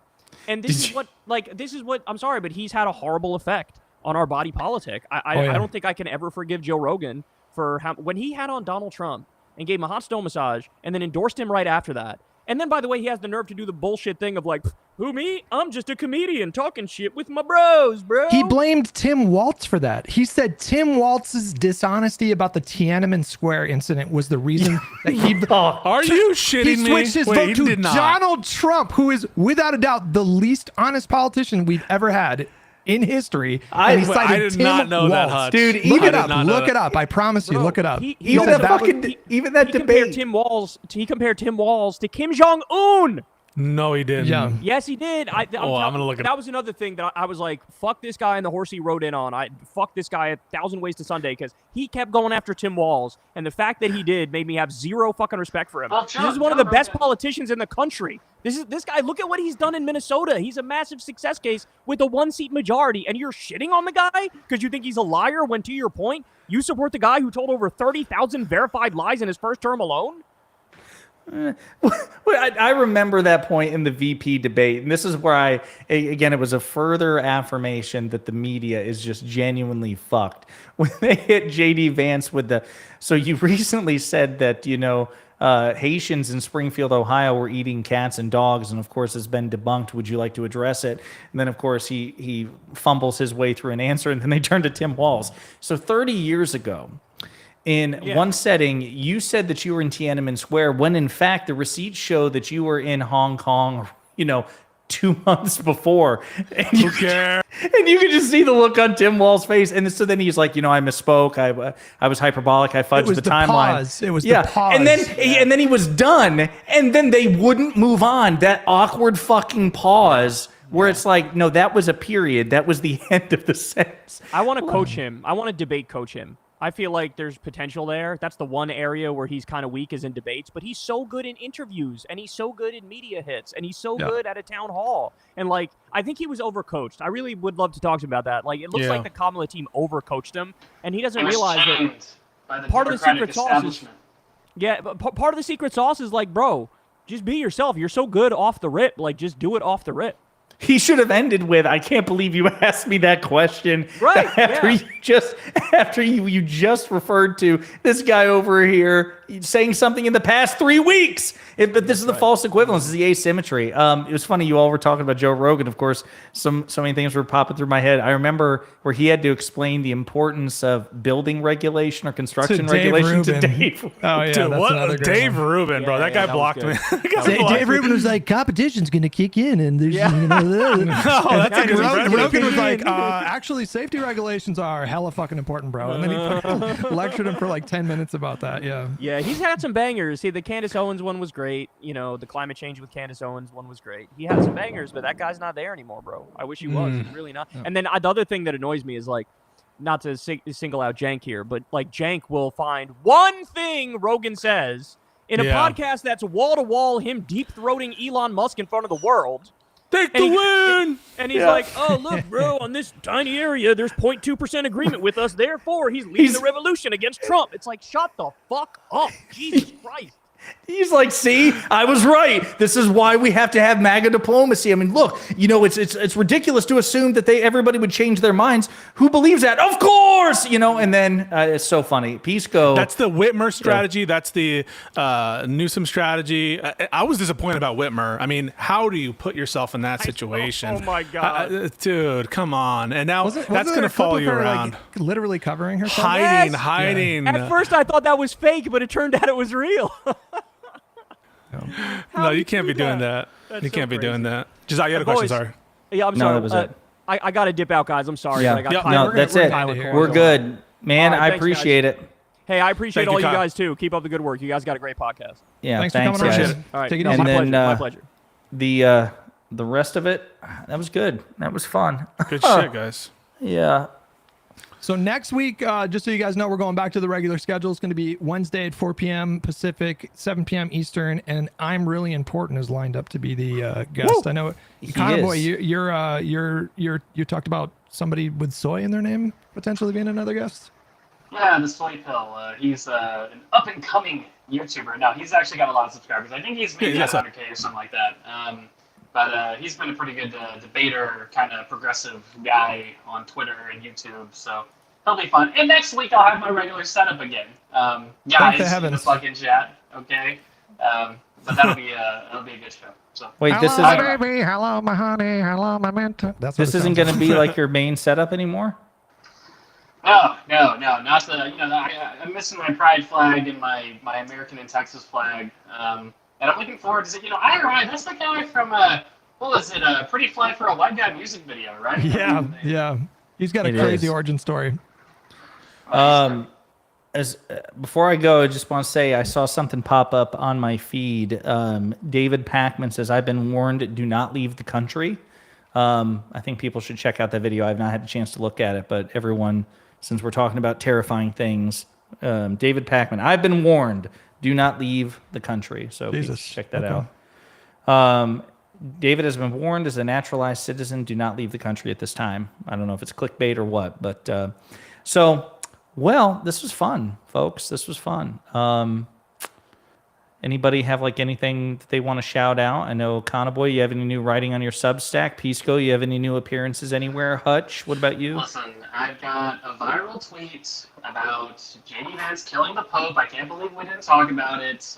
JD Vance, can you imagine how pissed off JD Vance must have been? He's like, I cannot fucking believe I meet the Pope.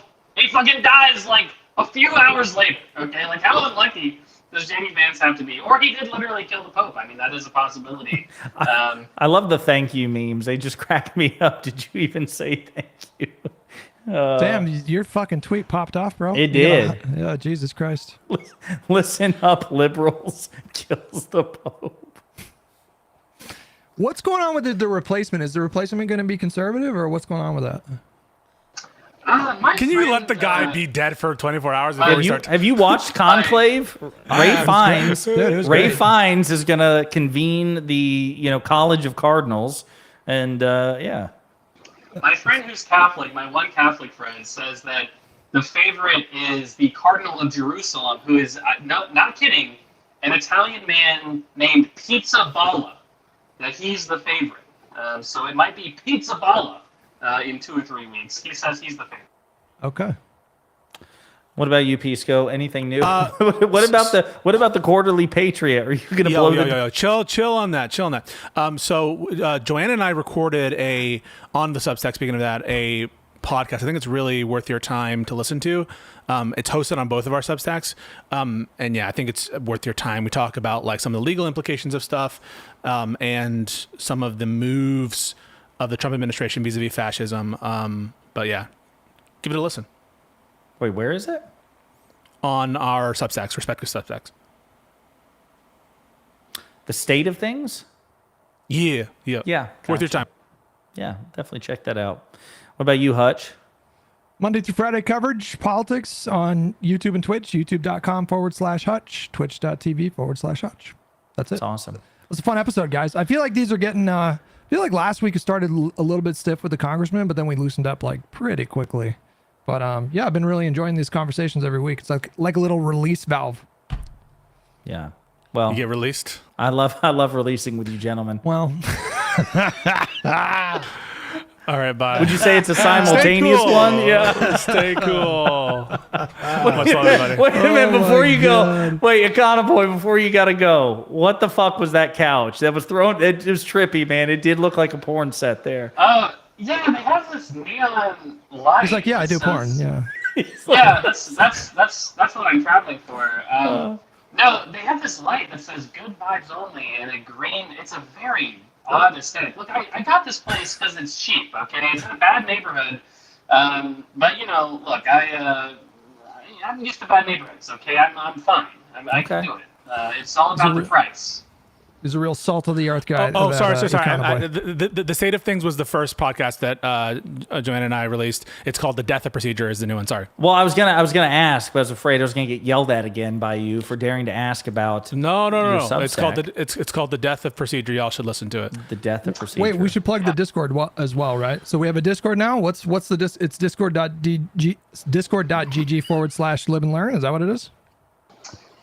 Yeah, that is the Discord. I don't know if there should be an open invite to the Discord, and it should be searchable. I don't know if it's big enough yet, but in general, I think there's maybe a link on the Live and Learn YouTube channel that people can follow. If there's not, I guess we can put that up there. But it's got a few hundred members at this point, so that's pretty cool. Okay. Cool. Stay All right, boys. cool. Much All right, love, fellas. everybody.